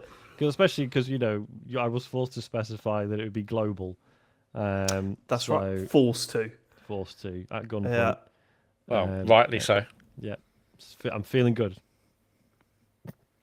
Okay. Last story is that Nintendo are discontinuing the gold points on the Switch eShop ahead of the Switch 2 release. So this is from the 25th of March. You'll no longer be able to earn gold points from purchases, but the stuff that you've got from this already will still be usable. But also pre-orders for digital games made up to and including the 24th of March will still earn gold points regardless of the game's release date, wherever it's going to be. And the points will also be valid for 12 months. So yeah, this is a bit strange. I mean, the quote, the only thing we got from Nintendo was they saying, we sincerely thank you for using the My Nintendo Rewards program and apologise for any inconvenience. That's it. So Brilliant. But they're doing, there's that. But then also the other thing that's happened is that they're also getting rid of the Switch game voucher system as well, which is whereby you could buy it. It was like basically you buy 2 games and then you got like discounts. Well, they're not getting rid of it. They're just saying you can't do Switch. You can't use it for games. you can't do it for Switch 2 games. That's not going to happen. So I mean, it's presumably they're going to replace this with something, but it's a shame because the goal points were actually quite good. Like it wasn't a bad scheme. Yeah, every now and then You've I'm like, I'll go like £5. I'll take it off like an indie game. Yeah. I often, I mean, I don't buy as regularly like carts, but I would often forget to like redeem the points if I had a cart. It's only when I was like, oh yeah, like just go up on the menu and redeem them. But yeah, I mean, they're good. I mean, Yeah, they are good because the amount of times I've got to the point like at the end of the year or whatever, and I thought, I'll look for a game, and then you realise that you've got like £4 or £5 sitting in your account ready to go, and you're like, well, that just sweetens the deal. Like, it'd be a shame if they don't continue this over at some point to the Switch 2 because it's a good loyalty scheme. The game voucher thing, like not being redeemed for Switch 2 games, does this maybe indicate that there's going to be an increase in cost for Switch 2 games? Possibly. And that's the reason why. I wouldn't put it past them. They'll, Sony have set the way of it. Like I sort of wanted to play Yakuza this week, and then when I saw how much it was on the PSN store, actually. I was like, that's really put me off now. How much is it? It's like 65, I think. Was it? I thought it was 59. I don't know why. But I mean, it could be 59. It was cheaper on what do you call it? And you get money off if you pay for CD keys for vouchers and stuff like that. But yeah, it's still like actually that is over the threshold of hey, I might like this game. I'm not 100% sure that I want to get it, but let's see how it goes. That puts it out of that bracket for me. Yeah, well, I was so excited to play. I mean, maybe we'll get into what you've been playing after, but I was so excited to play the new. Maybe we'll get into what you've been playing after. That's definitely what. No, I mean, over get into this. Episodes. Into this. Oh right, okay. But like, I was so excited to play it, and I installed it via the Xbox app. And like, here we go. And it's like, oh, it's not available. I was like, what do you mean it's not available? No, I was so convinced it was on Game Pass. I was just like, it's sure it's all the rest on Game Pass. Like, no, it's a Game Pass. Oh, it was not a Game Pass game. It's not. Turns out it's not. Tell right, it was £55. It's £55 on the PSN store. So that's still, yeah. They've successfully raised that threshold, haven't they, Sony? And it'd be amazing if you've got to remember that Nintendo have already up-bumped the price for one game, so they know that you can feel it coming. Because what was it? It was Tears of the Kingdom was £10 more expensive than their other games, wasn't it? Yeah. So I can see them. Have any of you done that game voucher thing? No. Nope. No. I mean, neither. It doesn't have a good deal. To get them from Shop 2 or whatever, isn't it? Usually. Well, yeah, I mean, so yeah, currently you buy £84 and you get 2 vouchers, and then you can redeem it against games which are like £50 each. So you can get a good saving. But those games are usually £40 elsewhere. Oh well, yeah, but I've never thought about doing it. But shame. And that's the end of the news. Also, it is way better to get carts on the Switch. Definitely. Yeah, if you've got more than one Switch in the household, it is better to get the cart version. This is so you what can we switch it always do, around. yeah. You can play it offline, and you can sell it at the end of it because those things are worth fucking a lot of money. But still, you know what I mean? It's crazy. So I don't see that changing for the Switch 2. I'm fascinated to see what colour the cards are for the Switch 2. They're not going to be the same. I'm telling you, they're not going to be the same. I'm this close to calling it as red, but I think there's also. I think this sounds like a bet. I mean, I can't get involved in the bet. I think they'll be white. How about that? Yeah, this is it. I don't think they'll change colour at all. White or red. I think they're Why going to be would black. they not change colour? It would be the most stupid thing not to change the colour. I just don't. Why would? Don't see them doing it. I mean, like the default console we've seen is just black all over. It's like I feel like they'll just stick to black. Right, but when you're looking in your case of Switch games, which you'll inevitably get, and you've got a Switch 2 in the house and a Switch in the house, which Nintendo want, by the way, you want to make it very clear what ones work with what, right? So I'm not saying it's a bad idea. Colour, I think it's a good idea. I just can't see them doing it. That will be what they'll do with that. Is there'll probably be like some not attachment, like some, like on the cartridge where they did this with other ones, where there'll be like a little sort of like bit sticking out or something. So it doesn't fit. Yeah, so it doesn't fit in the original Switch. No, they won't do that. You reckon that? Yeah, that's what they did with the 3DS. They did that with the 3DS. They made them slightly different shapes so that it's like, Yeah, but surely they're just going to want the one card slot for the Switch 2. It will be. So the one card slot will allow you to put in Switch games at the moment, but also there'll be like a little sort of chunk cut out, whether so that you put in Switch All 2 games. It'd be interesting. Who are you, listeners? What side are you in the argument? Chunk cut out or different colour? send your letters in. PO box. Don't give a fuck. Polls on Blue Sky yet? No, you can't do it. You can't have drafts on Blue Sky, Dave. So you certainly can't do polls. Why isn't there drafts? For fuck's sake, no drafts, no fucking bookmarks. It's since like the major influx, have they added anything to Blue Sky? No. I do see app updates, and that seems like a good update, but not the drafts which we need. I mean, do we go against all our morals and go back on Twitter just to post up a poll that says chunk out of the cartridge or different colour? Vote now. I'll reactivate my account. Hey, it's me, the Captain Toss. Do you want to vote on this poll? Do it on the Discord. Can you do polls on Discord? You can. Yeah, do it on Discord. There you go. Okay. Who are you? You are bottom of the decision ladder. Content strategist. Yeah. I thought you were going to call him something else then. That's coming later. I'm not getting on. Okay. James, I bet you've said that a lot. Let's get to what you've been My word. playing.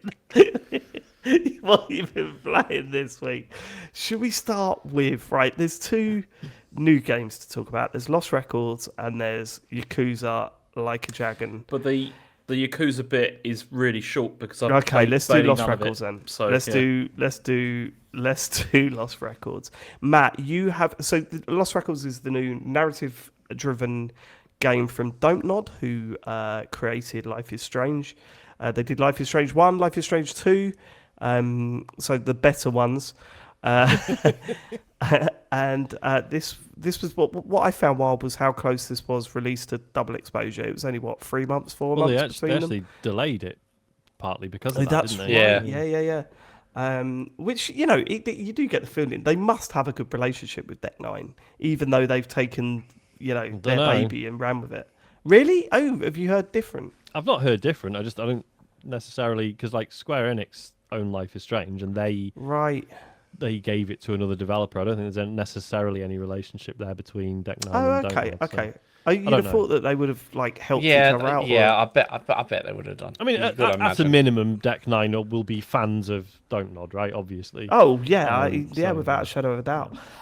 So Lost Records is the new narrative-driven game. This game, I didn't know this when I downloaded it. It is episodic, but it's also not episodic. So it's coming in 2 chunks, right? And I thought these were going to be 2-hour, jaunts.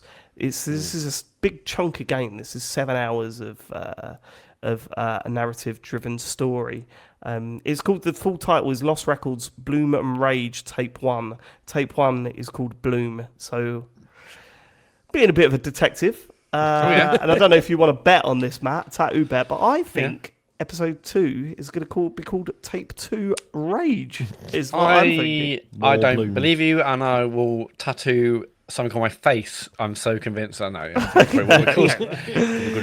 Just on this here, but so they've also delayed Tape 2. That was meant to come out in March, and now it's coming out in April. So because they always say they want to take on feedback from the players, which is good, I think. So you finished it. I've played 2 to 3 hours. James, how far into it are you? I played about 5 hours now, I think. Okay. Totally. All right. What do you make of it, James? Matt, you're the one that's finished it. What did you find? How did you find it? Well, yeah. I mean, I should give some overview about what it is. It's it's a dual timeline story. What? Sorry, what? Did you say you said my name, didn't you? I thought you were going to say it's a narrit's game. I know, that's what I was going to say. I've already said all that. Yeah, no, so the setup is it's set in 2 timelines. Well, not 2 different time, like it's you're 2 time periods. Yeah, 2 time periods. You are reuniting with some friends, and you're also seeing what happened to you and your friends. Yeah, 27 years earlier.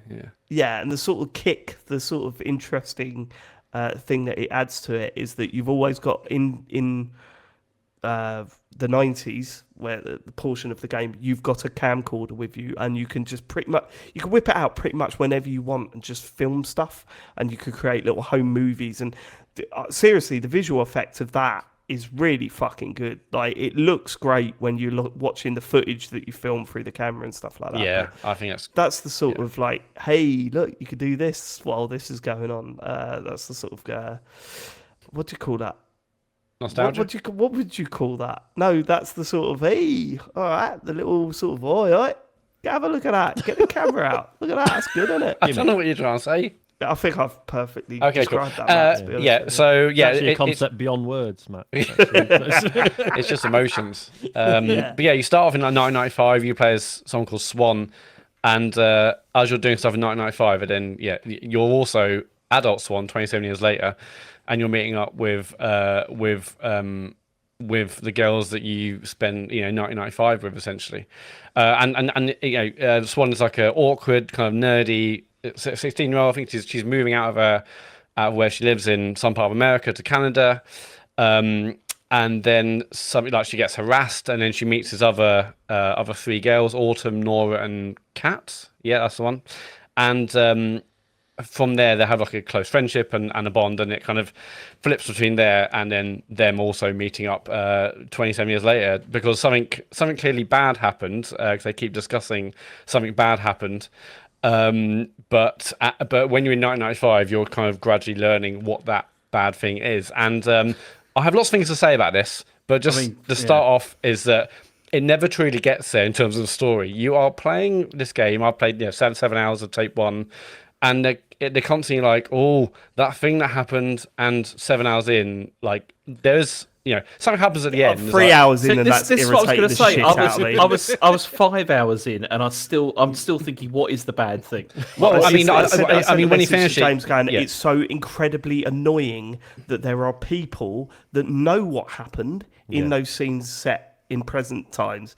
They know what happened, but they keep going, hey, that thing that happened, and That's never it, go it's, into anything. Yeah. Like if you're playing as a character that also doesn't know, it's not as annoying. No, when you know but they when do, they but know just not saying and it. everyone around you knows and everyone's Yeah. talking about it but not talking about it, Mm-hmm. it makes you want to punch the television in. Yeah, I mean, so not only are they not telling us, even though they all went through the thing, and I was like, just fucking tell me. And, mostly if it's like a Life is Strange, then by the end of the first episode, which could be, I don't know, say 2 hours, maybe 3 hours at a push, you would have already had the whole story set up, and you know exactly, what's going down and what's going to happen in the next, 4 or 5 episodes of Life is Strange.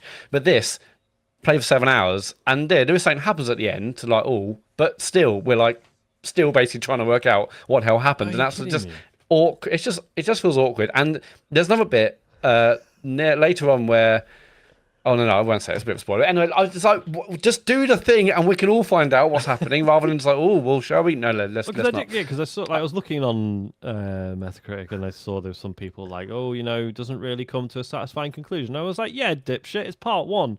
But if even within that, there should be a complete little arc of sorts, shouldn't there? Yeah, It sounds like it doesn't even right. So matter. Life is Strange season 2, episode 1 is slow.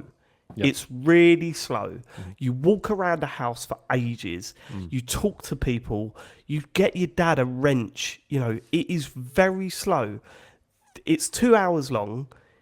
By the end of it, you feel like you know all the characters you've met, and something insane happens, and you go, holy shit, here we go. I'm 3 hours into this, and I'm going, I don't even care. Like, it's just... Well, yeah, that may not even change even when you get to the end. I'm not getting to the end, I will Matt. say, I'll overall... spoil it now. I tapped out. I'm out. Oh, okay. Really? Overall, I enjoyed this, but also, and it does things differently, and we'll come to that. Like certainly to Life is Strange, and I really appreciate the things that I've done differently. But maybe I also just kind of gone from double exposure, which was not great. But I think the things this does, apart from the story, which is annoying because that's arguably the biggest aspects of these games that we love. I like what it's doing. It feels like it's doing some new things, some interesting things. But ultimately, if it's for the story, I'm just like, what the hell's happening? Like, it very much feels like a slice of life, which is great. And if anything, if they're just stuck to that with no story or very little story, maybe I'll be happy with that. But the fact it's like this big mystery and some supernatural stuff, and you're trying to work out what happened in both timelines, essentially, as they gradually and barely unravel the story. Like, I actually really enjoyed getting to know the other characters. I think their relationships are really, really good. I think the dialogue is good. And actually, what's interesting, I listened to a bit. Okay, I know you're about to say, David, but let me just finish this right. So I don't think I think the dialogue in, say, Life is Strange Double Exposure, incredibly cringy. I wasn't a fan. It was just like it was incredibly Life is Strange. This felt much more authentic and grounded. However, okay, hang on, David. But I scream, you scream, we all scream for ice cream. Yeah. But that felt like something a 16-year-old girl might say. I mean, like we were all cringing at saying weird, embarrassing stuff at age 16. But this felt less. Oh yeah. I mean, Jizo was definitely the low point, but I just generally thought the dialogue felt much more authentic and normal. What I found interesting, I listened to a tiny bit of the Kind of Find did a review on it, and they were saying, "Oh my god, the dialogue is so embarrassing and cringy. It's so much more normal in Life is Strange." And I was like, "Okay, it's just like a UK US thing." I just felt I wasn't cringing at the dialogue like I was with, say, Double Exposure. Like the friendships seemed genuine, and yeah, they did embarrassing stuff because 16-year-old don't. The friendships don't seem genuine. No. I think the dialogue between the girls felt kind of authentic and yeah, like a 16-year-old like very quick friendship might feel like. Whereas Life is Strange felt too try hard. I was like, so look, I just felt dialogue-wise I improved. improved. Life is Strange certainly had its problems with dialogue and interaction and stuff like that. This is a fucking mess. Like, it's a mess when it comes to dialogue. Some of the writing is appalling. Some of the interactions is... I don't understand why they're friends. Like, you play as Swan. Swan is a very shy, a very... the sort of person that feels shy, that they awkward. Can't be friends with everyone. Yeah, awkward, all of very, that, very right? introverted and very sort of just, Through happenstance, she ends up involved in an established group of friends. The established group of friends look like they've never met each other. Like, there's no connection between any of those characters. You feel like it is four strangers meeting up for the first time. And honestly, like, when you're creating a shy, embarrassing character, they shouldn't... I mean, she's like the way she reacts to being shy and embarrassed and and awkward is by her just bum licking everyone. That's what she does the whole time. Yeah, but because she's desperate so to make cool. friends, oh, isn't you she? guys are so cool and lovely, and oh my god, I wish I was you guys. Yeah, but you don't. When you are like, as someone that was really socially awkward, like at that age, I would not walk up to a group of new people going, "You guys are so wicked and cool. I wish I was you guys." You would not do that. Like, I mean, well, we wouldn't do that, but are you seeing this in countless kind of like young, teen movies, coming of age movies? Right. Countless this is bad not new. teen movies. Yeah, yeah. You're right. Look, I wouldn't do this, but it's very much she's impressed because she meets him because she's basically getting harassed by, I think, the older brother of one of them. She goes to like get an ice cream, and anyway, it doesn't matter. But like, she's clearly very impressed. Ice cream bit, yeah. She's clearly very impressed, like very soon because they kind of helped her out, and it's like, and it feels like she doesn't really have a lot of friends, so it's very easy to see why she'll be impressed by the slightly cooler, but actually you realise they're not actually cool at all. Yeah, that is a very fair point, and my experience doesn't reflect everyone's experience, and everyone deals with things in a different way. The language being used made me cringe, and that was a great example, James, is that there is a setup as a rebellious, I don't give a shit character, and the way she expresses her being a rebellion, being a rebel, and sort of, hey, I don't give a shit, is her shouting outside of a ice cream shop, I scream, you scream, we all scream for ice cream. And then the woman working there, or who's her friend, goes, Nora!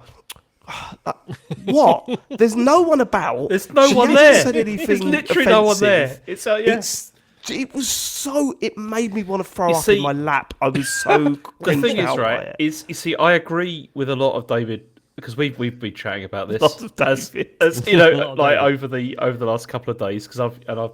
The funniest thing was that I sent him a video today of one section And then he sent it back and said, "I sent this one to Sean," and it was exactly the And it same was bit. exactly the same bit. It was exactly the the same Jizo section. bit, Sean. Oh yeah. Yeah, Jizo God, was. Jizo. The thing is, like Jizo felt like it stuck out like a sore thumb because the rest of it didn't seem as bad. But that was very much like, oh god, this is very the Life whole is Strange. scene's really weird and bad. Seemed It's very bad. strange. And But you it's see, so, the like, thing. the animation's just so wooden. Oh, well, as okay, I well. want to get like that But really. we will yeah, get to the animation that- a bit yeah, because that that really is not took me a out of it. subjective thing. That is the animation is objective. I said to you within 5 minutes, I was like, oh, I'm really enjoying it, but Yeah. my god, that's terrible. Yeah. Well, and what's See, sad also- about this is, I mean, and bearing in mind, I've only seen clips that Dave has sent me, which I'm assuming are the worst bits. handpicked. Yeah. But, like, you know, Life is Strange. When the very first Life is Strange episode came out, and we all said, "Oh, the dialogue sounds inauthentic and weird and bad," and then we acknowledged that we were like 30-year-old men by that point, and this was a game about teenagers, and maybe we just can't relate, and maybe that's all right. Yeah. Whereas this feels more like this is them being kids when we were kids. Yes, exactly. Like- Yeah. This is the other thing that annoyed.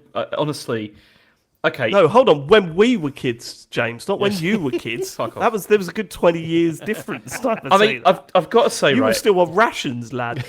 I've been complaining. I mean, I'm kind of like, I'm starting to get into this now. Like, I'm starting to like enjoy it a bit more than I was at the beginning, because at the beginning, this game really rubbed me the wrong way. Like when it started. Sure. Right. Before you continue, I bet that was in the conceit that you would get somewhere by the end of the episode, and now you've heard that you're not going to get somewhere by the end of the episode. How does that make you feel? That is worrying me quite a lot, because it's. But the thing that annoyed me the most was, I think, you go back to this sort of idea of like 1995, and I hated the way that room was literally like, oh, do you remember this? Oh, do you remember that? It's quite and funny, it's everything in that room is like just stuff so from we'll that talk time. about that scene Sorry, James, that's an issue, but it is set in 1995. So what era would that stuff come from? No, it's just trying too hard to like. Look, I sit both sides of this argument. I room? sit both sides of this argument, but we need to explain it, right? So there's a scene very early on where you play as Swan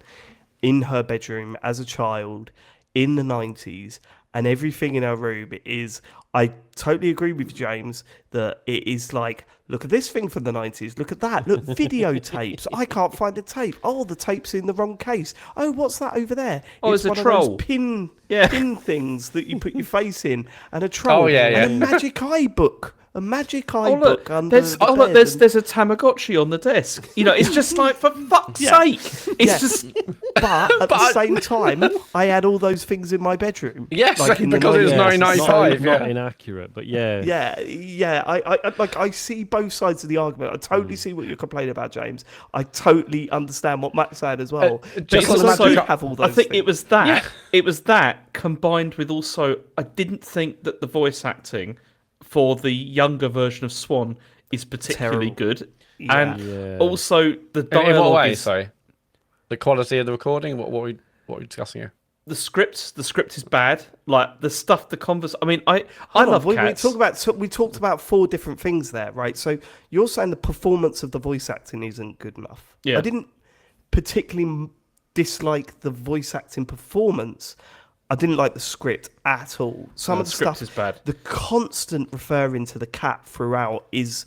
But that was so interesting because I when you said that to me, I was like, oh, I think I talked to the cat once to do the video, and I don't remember saying do much more. No, but after she that. talks about it without you activating anything. It's Oh, constant. It's, hey, fuzzball, throughout the whole fucking bit. Yeah. And but what gets me, it like really reminded me of when you pick up on the fact that the YouTube algorithm thing means that if you're doing a YouTube video of a gameplay thing, you have to talk about every aspect of what's on screen at all times. So when like Harry's like watching a YouTuber and he's going, hey, I'm going to go in this room now. What's over there? Oh, it's a blue wall. A blue wall. What's a blue wall doing in here? Maybe I'll back off and go out. And I'm going, half this stuff you're saying doesn't need to be said. Yeah. But because it's all about engagement and algorithms and stuff, you've got to talk. And once you notice that, it fucking pisses you off. And it felt like that in this. So she's going, hey, Fuzzball, what are you doing over there? Oh, look at my bed. I remember my bed. Oh, I'm always happy in my bed. And Fuzzball, get down from there. And I'm going, can you just shut the fuck up? You're alone in a bedroom. Just shut the fuck up for like 2 seconds, please. But then Don't Nod games have always been like that, right? They've always been needless dialogue everywhere. There was just something about the way she spoke and the way she was talking and the stuff she was saying that really made my, like, honestly, my palms sweaty. I was like getting that angry at it. Like, knees weak. Really fucking Also heavy. Yeah. Well, yeah. Right. So that's that scene. Let's do the technical side, the less subjective stuff. Like, animation wise, it is a bit of a mess, right, Matt? Yeah, I mean, I said this to you within 5 or so minutes of playing. I was like, the lip syncing is terrible, but then I actually realised it's less about that. It's more like in general, their face just doesn't move at all. It feels like they're talking about quite enthusiastically the lines they're saying, but then the mouth and face barely moves. So it feels like it just really took me out of the whole situation. Maybe towards the end I kind of got like, right? Yeah, I think it's a gorgeous game, like way better than Double Exposure. Like, I love the art style, how they lay things out, and it looks nice. It feels much more premium than Double Exposure did.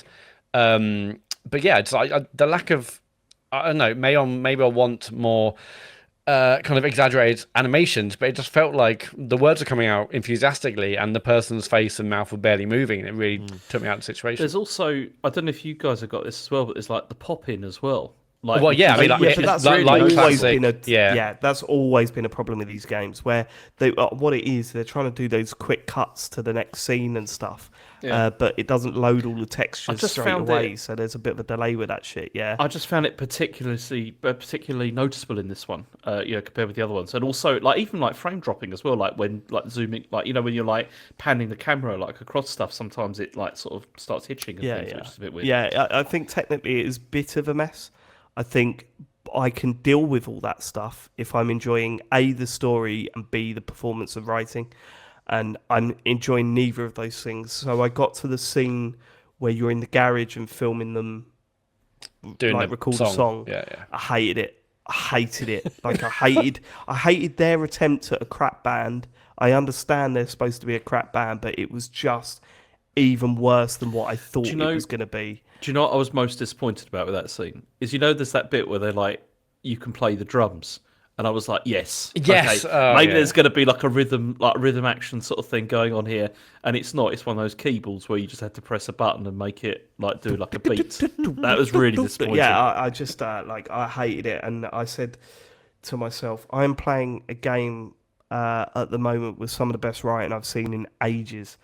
And I'm not playing it because I'm playing this. I forced myself to play Life is Strange Double Exposure, which was dreadful.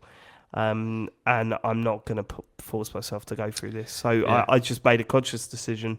I'm done. And honestly, Matt, you saying that it doesn't amount to anything by the end of this episode just sort of doubles down my decision. Yeah. Like, I'm not going to sit and spend 7 hours and not get anywhere with this.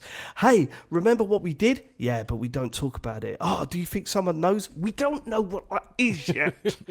Yeah. Shut up talking about it. Just to really drive that home. So in the bit in modern era, 27 years later, where you're in the bar back in your hometown, where you're talking to other characters and you're reminiscing and whatnot. At one point, a package arrives. And I can't remember, it's like scrawled handwriting saying, I was there, and do you remember 1995? And you're having multiple conversations with Autumn and other people. And I'm like, fucking no, just open the box. There's always you can look at the box and it says kind of like investigate or look at whatever the wording. But I was like, why when you open the box? Anyway, they're talking for ages about the box. But anyway, just on the double exposure thing, what I found interesting was that this game does photography and camera stuff in such a better way than Double Exposure did. I genuinely really enjoyed using my video camera. So when you go into different areas or seeing different characters, you have the option of creating memoirs, which are kind of basically like another way of doing collectibles. So you might see Autumn, which is one of the characters, in a scene in the forest, and then it'll ask you to do a very quick video of Autumn, and then it'll say maybe 1 of 8, and then you can capture other scenes of Autumn, and once all 8 have done, it says you've completed the Autumn memoir. And I really enjoyed that. And there's all the you can birds and graffiti, and when you first get to the area where it's the video rental place, and I genuinely enjoyed doing it every time. And once you've recorded I think it's up to 5-second clips, you can then go into I mean, editor is overselling it somewhat, but you can go inside the UI and you can like move the clips around, and I find that fun every time. And what I found really interesting is that when so Swan, the person you play, has been videoing all these memoirs about, I guess, for the band and the girls. And then there's a scene where she has to play that video, and obviously it plays all the stuff you've recorded. And I was genuinely feeling a bit like nervous and embarrassed in exactly the same way that she was as a character, because I'm like, oh my god, like, you know, that's a bit where maybe I could have gone to UI and clipped it or re-recorded it. But it's like all my bad zoom outs or me moving the camera. I just genuinely thought all those memoirs was really interesting and compelling to do, even though they're simple. I mean, maybe that much, I might change my mind when I'm, 10 hours in, 12, 16 or whatever, but I've always really enjoyed it. And I love the fact that it's using the stuff I recorded, like my angles and when I fucked up or when I zoomed in too much. And it made every time I had a conversation with someone, when they're like, oh, record us in the forest, it made every one of them feel like I was much more in touch with the character, because I was like really capturing their details as they're talking about whatever they're talking about, and I thought it was such a great mechanic. Yeah, I thought it was a great mechanic. I just don't think it was enough to make me like the game. There wasn't enough there to make me go, I know this is good.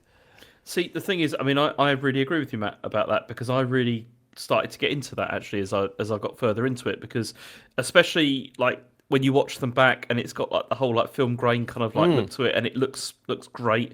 And also just discovering stuff as well. Like I found, like trying to find all the birds, and it was one of those things where I thought I'm never going to do this. Like I'm never going to, get into it. But the actual like the sound of it as well, like when you like clicking and all that kind of thing, it's great. Like it's really, really good. It really made me think, oh, I'm actually going to re-record that bit. I'm going to like, because you can, if in like say graffiti, I mean, it might be like 10 or 20 bits of graffiti, but there are way more bits of graffiti across the whole game than they are in just the first area, which you can complete that graffiti memoir in literally the first area.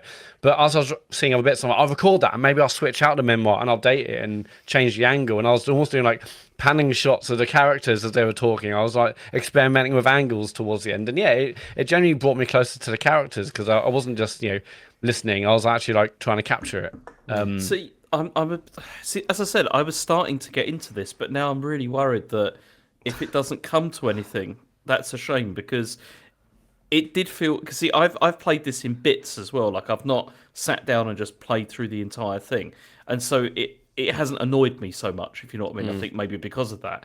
And now, but I was starting to get into that. I mean, you're fine. I mean, you're probably like an hour or two from the end. You might as well get to the end, and then. I mean, there is an ending. There is like a.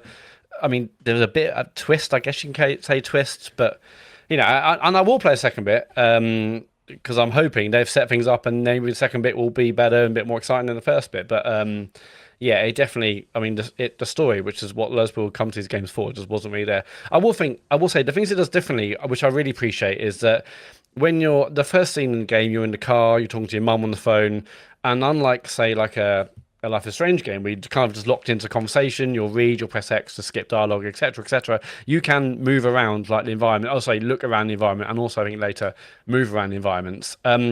And so in the car, you're kind of looking at, I don't know, ticket stubs or, I don't know, coffee cups, whatever you got in the car. And those then unlock new dialogue options, which again makes, for me, the conversations more interesting. Whereas again, Life is Strange, you're just like, read X, like you're locked in, and you can kind of easily maybe look at your phone. Like this, what they'll do is you'll be talking to your mum, whatever, and then one dialogue option will appear.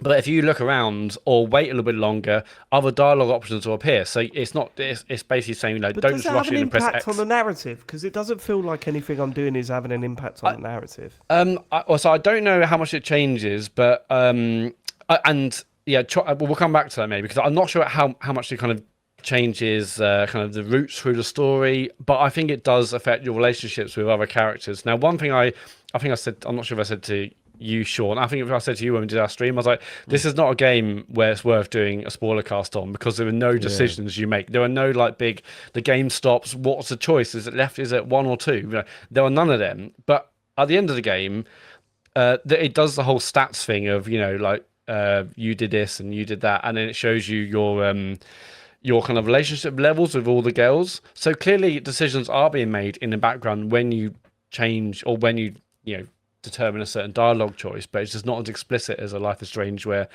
It's like, someone will remember that, or which choice are you making? Decide now. There's no big changes, but clearly things are happening in the background, which makes it seem more natural. But just on the dialogue, just we go on, Sean. Like, I think that makes it just seem much more interesting. The fact that you're not rushing in just to like, okay, option 1, option 2. You're like, if I wait a bit longer, I might have a dialogue option which might be a bit nicer, a bit different, a bit more interesting. There's also bits where you'll be around other characters and there'll be one dialogue option, and it kind of forces you to look around the scene to add other dialogue options which might relate to another character, might relate to like another thing you're looking at. So even that for me elevated how dialogue works in these kinds of games. It feels like they're thinking about something a little bit different, not just dialogue happens, X, dialogue X. You're actually like, okay, how can I improve this? How can I change this? And I like that. One of the best things, because I did enjoy that with that section, that David, you hated with the band and everything, where at one point they ask you like, who's your favourite band?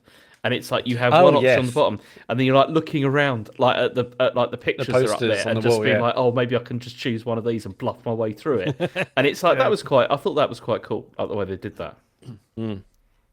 But yeah, I just think it's dreadful. I don't want to play any more of it. I don't want to see it ever again. Doesn't it feel mad that like Life is Strange 1 and 2, brilliant. I really like True Colours. Not everyone did, but now it just feels like, oh no, you can't have any more of those now. Yeah, like I think they could have had so many. They could have had. It's just a bit more story. But very flawed examples of that type of game. Now. Feels like the end of Telltale.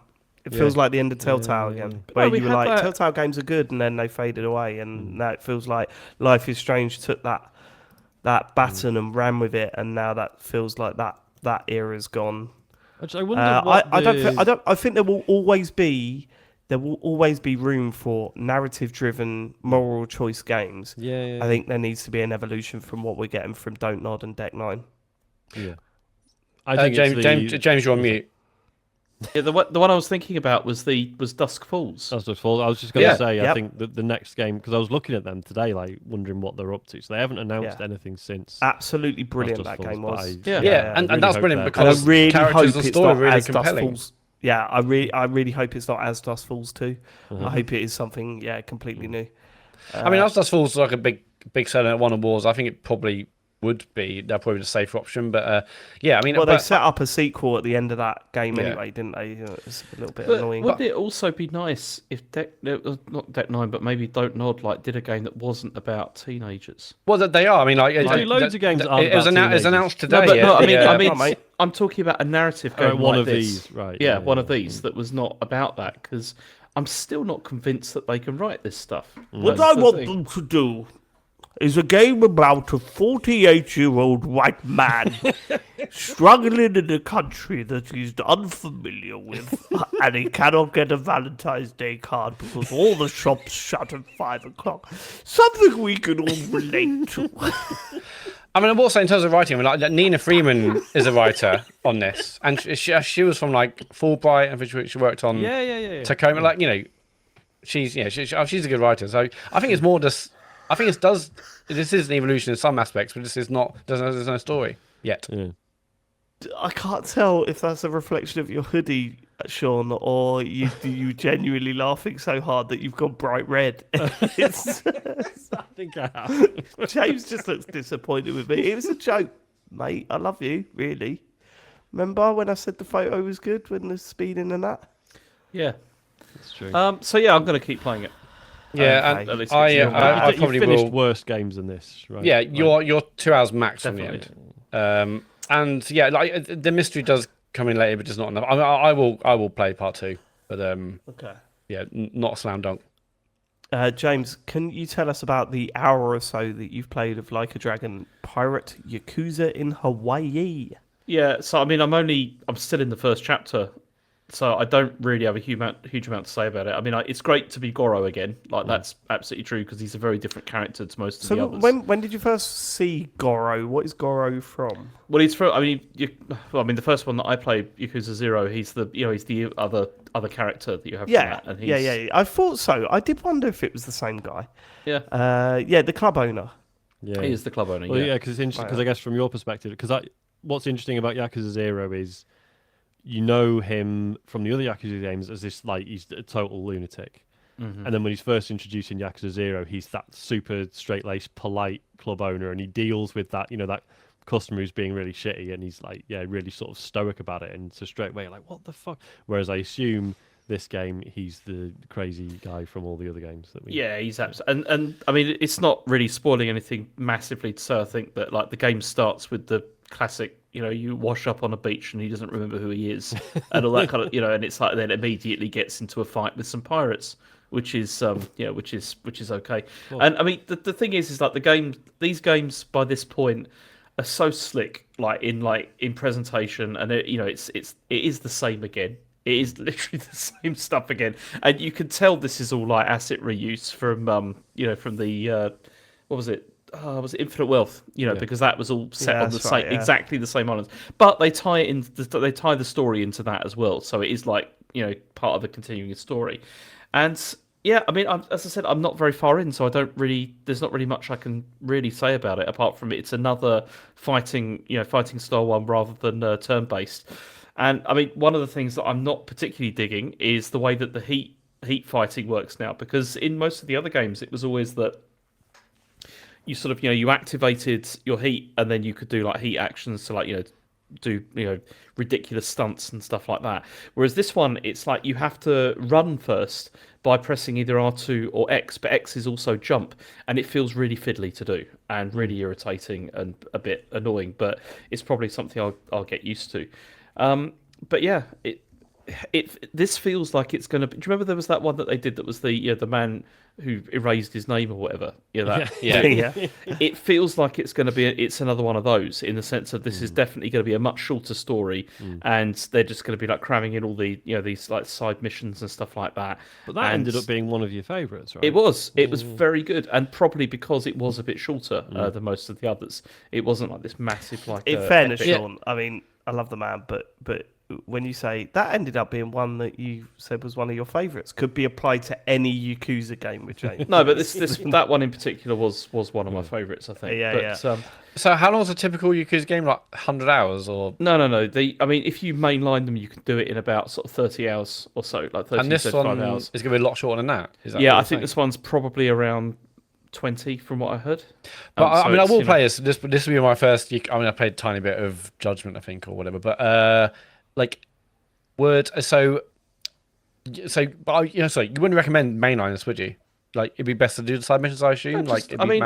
I really feel with these games, the best thing to do is to go in and just like, just experience whatever you feel you want to experience. Like, you don't have to think, okay, I'm going to do every single side mission in this.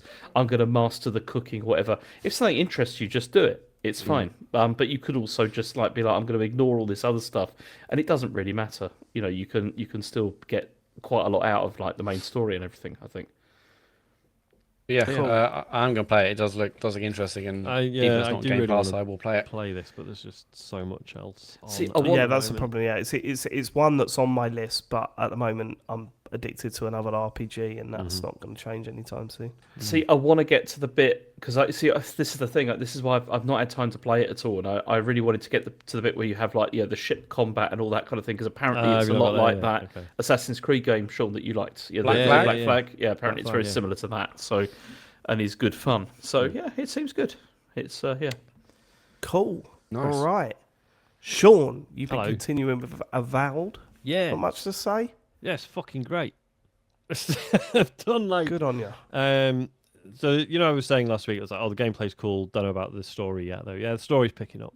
Did a really cool side quest that had a really interesting decision at the end. Well, it had one interesting decision, and I was like, okay, that's that. And then it threw like another layer on top of it, and I was like, man, this is like, and just. It's funny because it's doing a similar thing to Baldur's Gate 3.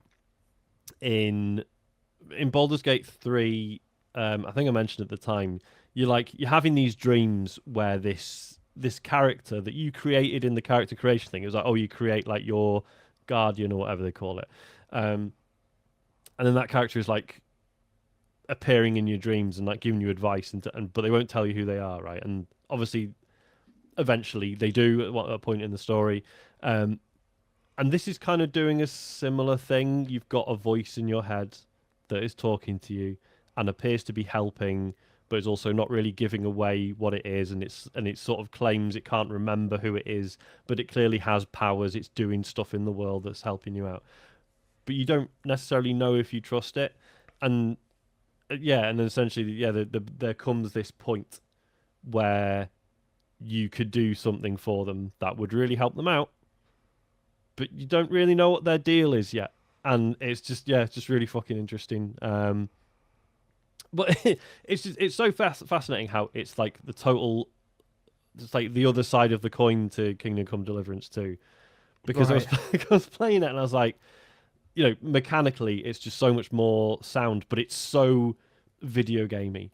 Like, you can't steal anything in this game, by which I mean the game does not recognize the concept of theft. You can walk into people's houses and take shit, and no one cares. Which not necessarily is a bad thing, but it is wild after you've been playing a game where you cannot do shit out of line. Otherwise really people. But then there's been like some times where there's two soldiers like looking like what is clearly a murder scene, right? There's two bodies on the ground. There's like weapons lying around, and then you pick one of them up, and he's like, "Hey, that's evidence from a crime scene." And you sort of like, that's quite funny, but also I've just spent 10 hours taking whatever the fuck I want and no one's cared. So it's a bit strange to suddenly add certain interactions like that. But right. Yeah. I'm absolutely loving it. It's so nice to play an RPG like one of these where I am getting into every fight I can because they're really fun.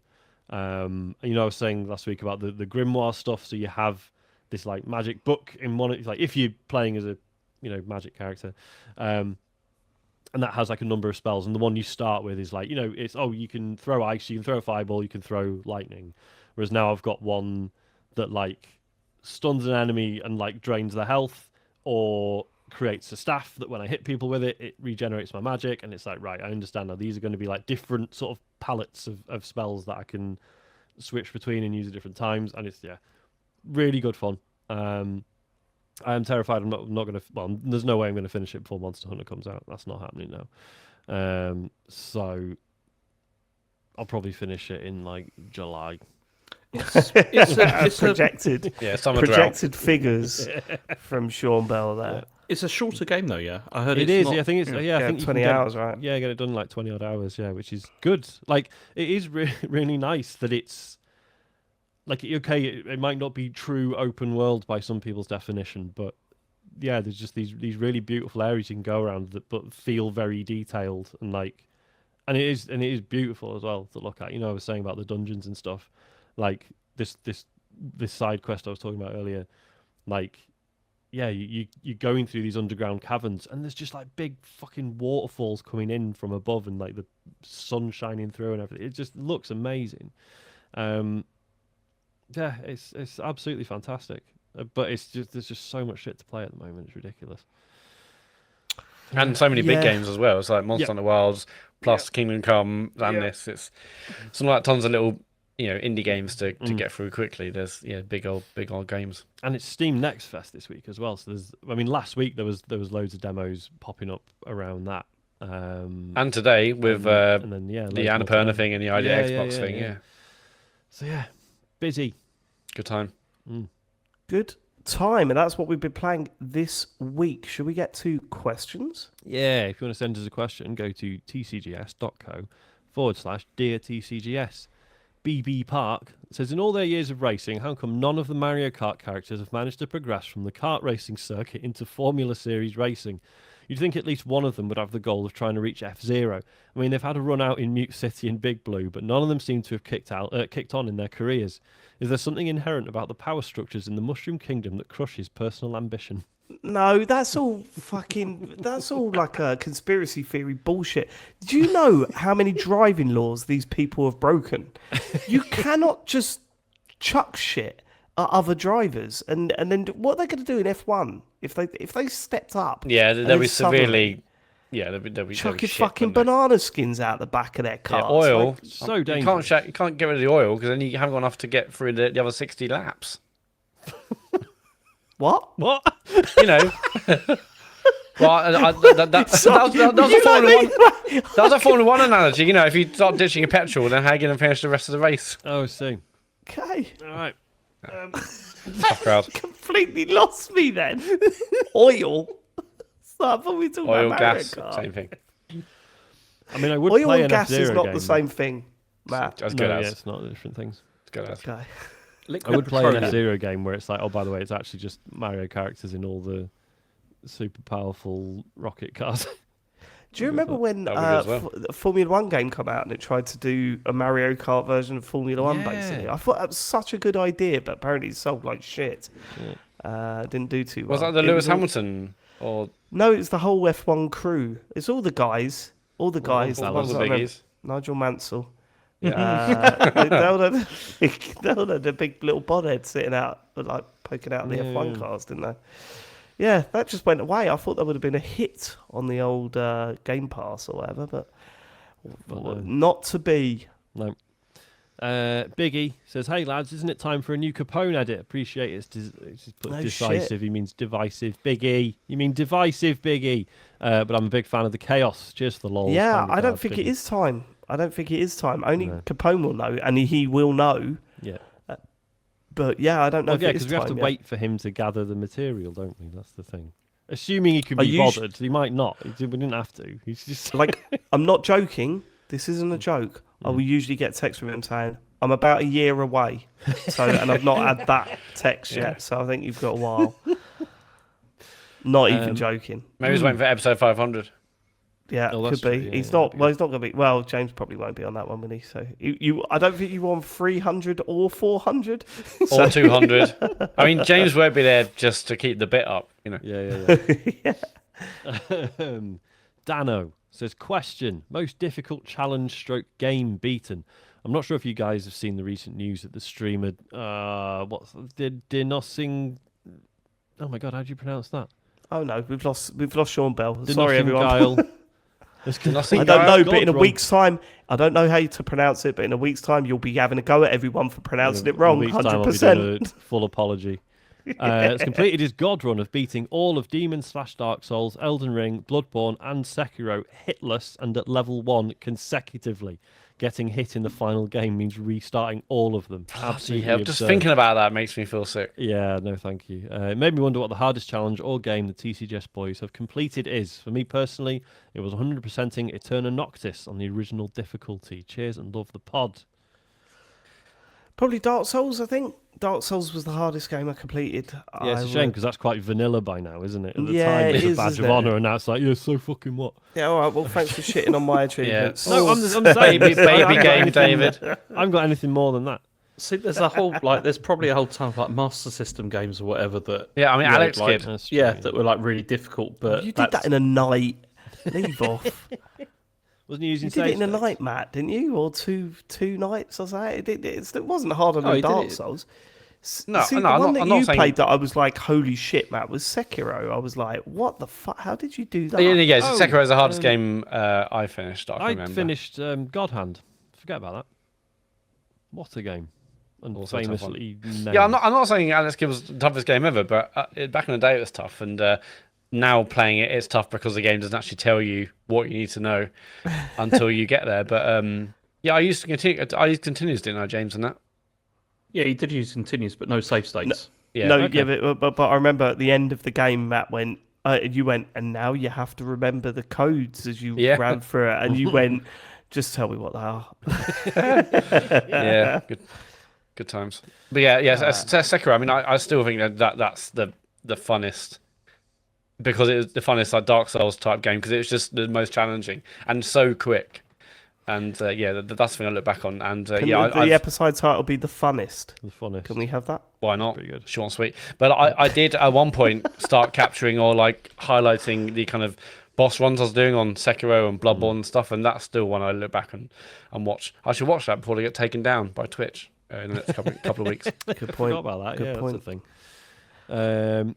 Graham Mackay says a few months back, Daniel Kelly moved from my club, Celtic, to Dave's club, Millwall. How has he been? Hope he's been shite. Much love. Okay. Celtic. It is Celtic. Celtic? Celtic, yeah. Oh, is it? Sorry, yeah, it's yeah. There are other contexts in which it's Celtic. All right, just not the football team. Wait, hold on. Daniel Kelly, the writer. Daniel Is Kelly. that who we're talking? Isn't Daniel? I just read out the fucking thing. I mean, hope he's been shy. Why would I know who he is? Sorry, the player. Yeah. How's he been? Right, so he's not played much. He's played like 2 matches. Sorry, I know who you're talking about now. I thought there's a writer. Yeah, no, there's a famous games writer called with the surname Kelly, right? Right.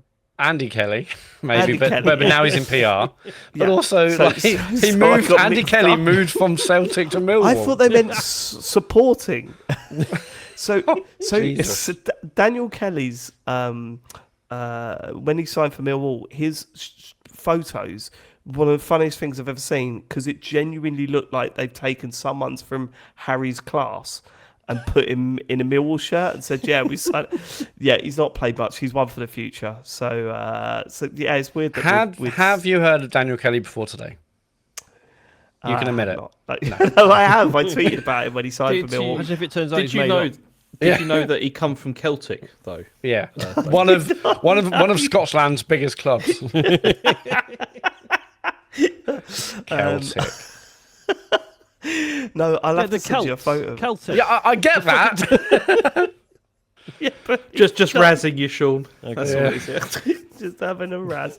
Yeah, no, I've not seen him play much. To be fair, here, look, that's how young does it? That's a visual gag.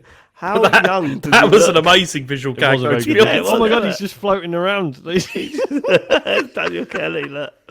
I used to play for Celtic. a writer. Our teams are playing each other on Saturday, Matt. Oh yeah, we could do that thing we spoke about. I don't know. I need to talk to Harry about it because he's kind of excited to watch it with me. Yeah. And if I go, no. But basically, listeners, Millwall and Crystal Palace are playing in the FA Cup on Saturday on the BBC. And Matt and I really want to do a watch-along thing where we're both watching it at the same time. But and on reacting Twitch. to it Yeah. on Twitch.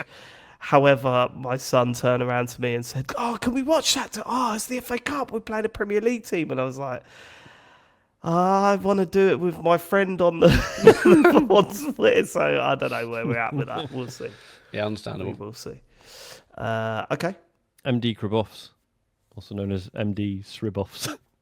So what's the last obsession you gave up on? Or when did you last touch a yo-yo? Yeah, not for a while. Good fucking question. What was the last? I probably touched a yo-yo within the last week.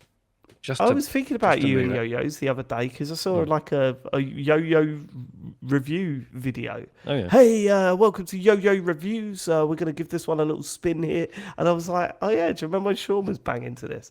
Yeah, loved it. No, I've not had a obsession for a while. Well, I suppose I'm a vinyl prick now. I suppose that's my current one. But yeah, You've always been a vinyl prick, just without the vinyl. yeah, it's always been in my locker, hasn't it? Yeah, mine's sort of Call of Duty, I guess. I thought, oh my god, I've not played that for 3 weeks, at least.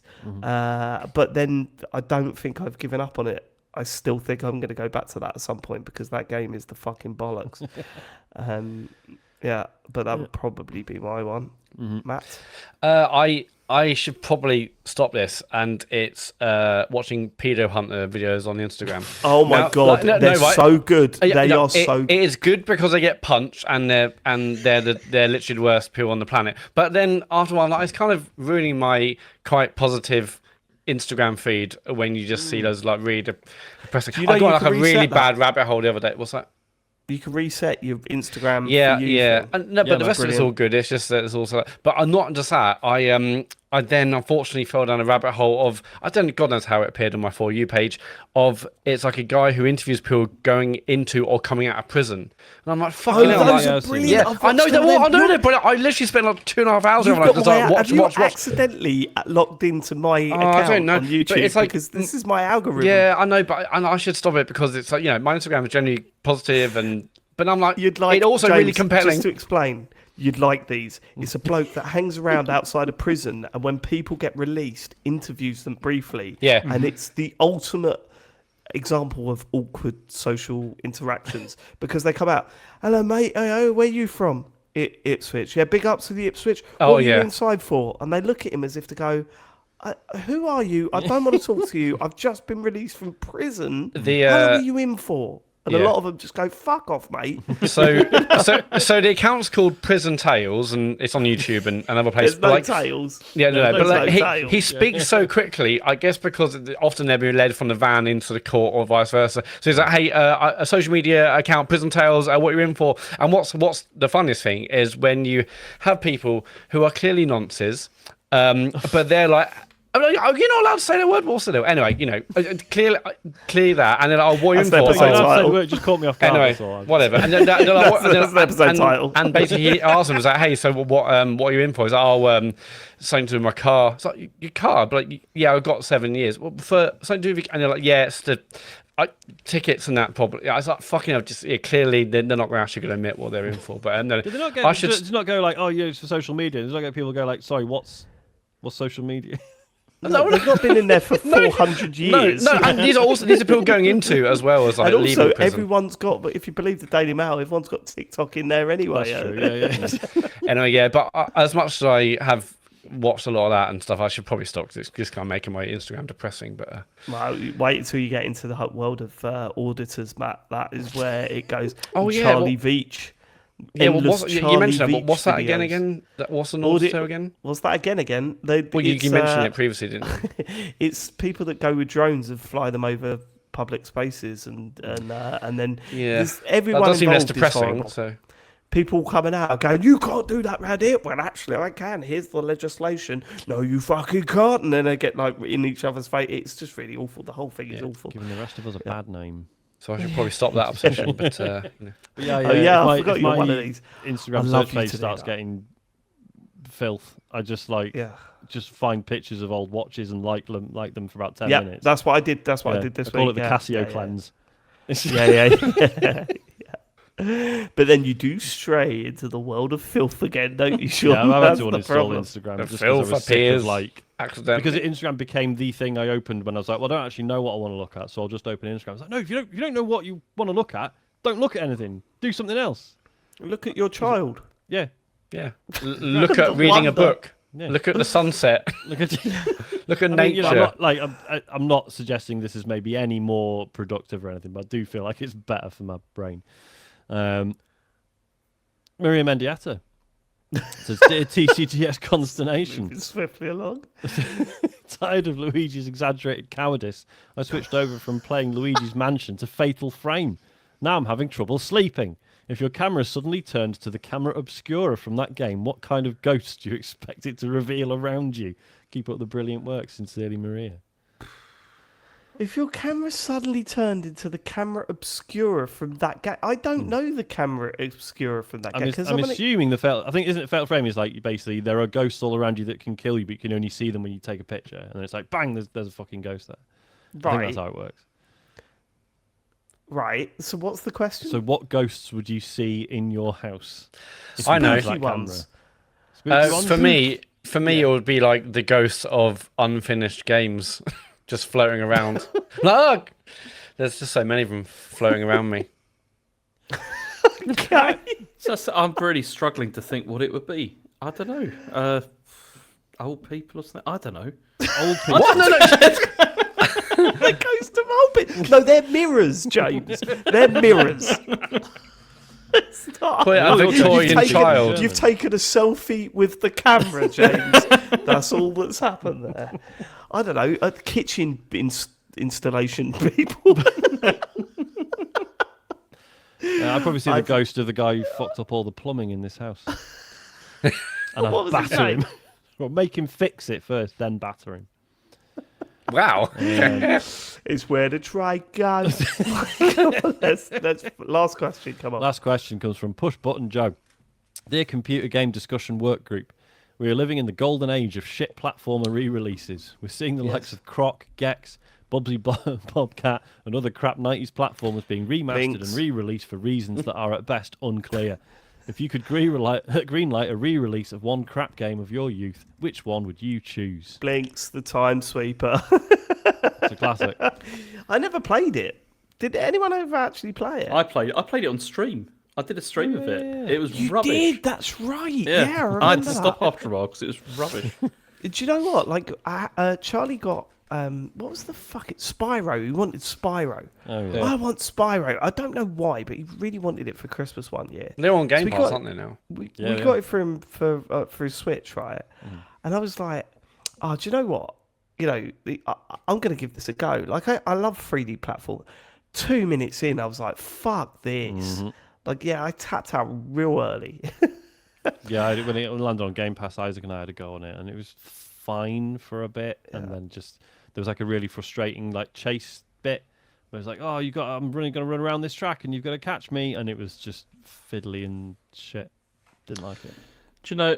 I think I'm going to go for a re-release of Transbot on the Master System because it was the first game that I bought with my own actual money, and it was awful. Like, it's a terrible, terrible game, but it'd be quite funny to see a remaster. I mean, I just want to say, can we not slag off Croc? Because Croc was, as a Saturn owner, the N64 was out with Mario 64. What we had was Croc, right? It was Croc, or later on, it was like the Sonic R 3D bit, where it's like, it's like Mario. It's like Mario 64 on Saturn. So let's not slag off Croc, because that was our version of Mario 64. No, it wasn't. Can you stream but, Croc, please? I will not be streaming Yeah, Croc. can you? Oh, stream Croc. I'm not streaming Croc. How many times have I told you I'm not streaming Croc? What was that platform? It wasn't a 3D platformer, but what was that side-scrolling platformer that looked like, you know, it had 3D elements to it on the Sega Saturn? Clockwork Knight. Are you thinking Clockwork of Knight. Yes. Oh, okay. Clockwork I was Knight. gonna say Pandemonium. Well, yeah, Pandemonium's a good shout as well for that. Yeah, but Clockwork. Yeah, but that was PlayStation, wasn't Was it? that, Yeah, but was that other one on Saturn that was called, like, was it Bugs or something like that? It was. Bugs. Yeah, Yeah. I remember Bugs. Was that Bugs with a Z by any chance? Yeah. Yeah, cool. I am, I am really nostalgic for that period. Out of like suddenly like that whole era of gaming, I look back on and just think, fuck, man, I was so excited about everything, and now I'm not. Bug. What's It's just called happened? Bug. It was just called Bug. It's it's Bug so with an Bug, exclamation mark. Yeah. Oh, okay, Oh so that's man, right. that cover is Bug- taking me back. Yeah, Bug Mama. was shit. Clockwork Knight was genuinely good. It was genuinely good at the time, wasn't it? Please validate my memories, please, everyone. I mean, Clockwork Knight felt so. The graphics were so good, David, at the time. Yeah, so I was like, don't- holy, how is this fucking possible? it's the greatest looking game of all time. Oh, great. I can't think of any crap games from then that I'd want to revisit. If they were crap, None they of them could- would. yeah. It would be worth revisiting. They were all No. shit, Yeah. but at the time they were good, weren't they? They were the best, man. Oh man, I'll get really nostalgic about things at the moment. I really am, Yeah. and I just thought I'd love to teleport back there just for a day or so, just to go. Whoa, look, Just for a here's my day? Magic Eye book, and that thing where you put your face in the pins. And Well, I love all speaking of that, like, was I the only one who actually tried to do the Magic Eye thing on the TV? Yeah, it's thinking doable. Is I've done it? I tried it. Yeah. I was like, I couldn't get it to work for me. Oh, Yeah, right. it's like a stag. It's like a deer. Oh, of with course, antlers. of course. Yeah, Yeah, it's one of my few superpowers is I can do magic eye stuff really easily. You can just do it on command. Yeah, I'm pretty everyone's good like, at oh, you gotta magic like. eye. That is stare the at it and worst then kind of superpower do- you could possibly have, Sean. I know. It's fucking Yeah. I would have gone for flight myself. That could you imagine if that was the next Life is Strange game? What's your stupid superpower? I can do Magic magic Once it eye. gets towards the game, they can't help but see the magic eye pictures, and they don't even want Yeah. to. Yeah. And then there's a storm. Oh man, I'd love to. There's a storm and a nosebleed and a hurried ending. God, I can do magic eye really easy, but every time I do my nose bleeds. All right, that's Imagine it. that. From You'd us. just be like, Sean, have a look at. What's this, Sean? You got to pick up it. He's pissing blood. Yeah, maybe I need to buy a modded Saturn. You can get them, right? A modded Yes. Saturn. Well, loaded with I mean, games. if you heard my episode of Random Access Memories, Ian was mentioning this cartridge or something. I sort of tuned out. It was weird. It was a weird episode. I keep No, it's actually a great one. like, I it's managed to really get through it in boring. the end, and actually, I think it's one of the best ones he's ever done. Should we move on? So modest. That's it. Should we get to socials? Matt Murray, you do the socials, don't you? I do. I try to do socials, yes. We stream this podcast live every Monday night on Twitch. Go to twitch.tv/TCGSco to watch us stream this, and also James stream games. James, are you playing Bloodborne on Friday? Yes. Excellent. That's 9 o'clock on Friday. James will be playing Bloodborne. If you have Amazon Prime and Twitch account, connect your account, and you get for one free sub a month, give it to us because we really appreciate it. But if you miss James's streams live or even this podcast, go to YouTube, search TCGS, and you'll find it there. And tcgs.co is the website which has links to Blue Sky pages. I think so. Yeah, Blue Sky, Patreon, the website, podcast store. It's all on there. And this week, by the end of this week, we're going to have a new James Fire t-shirt on that store. So tcgs.co/store is the link for that. Or just go tcgs.co for links to everything we do. If you in any way can hook me up with a modded Sega Saturn with all games, then please DM me. DMs are open for free. Probably cheaper to get an emulator, wouldn't it? Yeah, but not as fun. It's not about fun, Dave. Yeah, I saw someone. It's about preservation. Someone on Rollmark was selling a Japanese Saturn the other day, and I was like, bloody hell. Ugh. I used to have a modded Saturn. I think I gave it away. There's a guy on TikTok that plays like Nintendo 64 games on an old CRT monitor, and there's the camera pointer. I was like, I'd love to have the space and time and dedication to do that, just to get. Oh my god, I'm what's old that? now. There's that PC VR game which is, I think it might Yes. just be called MUVR, and it's literally yeah. just you're in a room in the 90s, and you can just be like, right, telly there, another telly there. Oh, don't do SNES that, on that Sean. one, N64 James on and that David one. will hate that if it's filled as the 90s stuff. Everything from the true, 90s, that'd be really annoying, wouldn't it? There's a Back to the Future poster. You got your Super Soaker on the floor. Yeah. Tamagotchi. Oh my god, Pogs. I'm looking at a Sega Saturn with the Gundam games and that Gundam controller. Do you remember the dual analog like stick controller thing? Oh, coming with Saturn? the Virtual On. Yeah, the Oh, yeah, virtual yeah, on yeah. one. Oh, virtual on.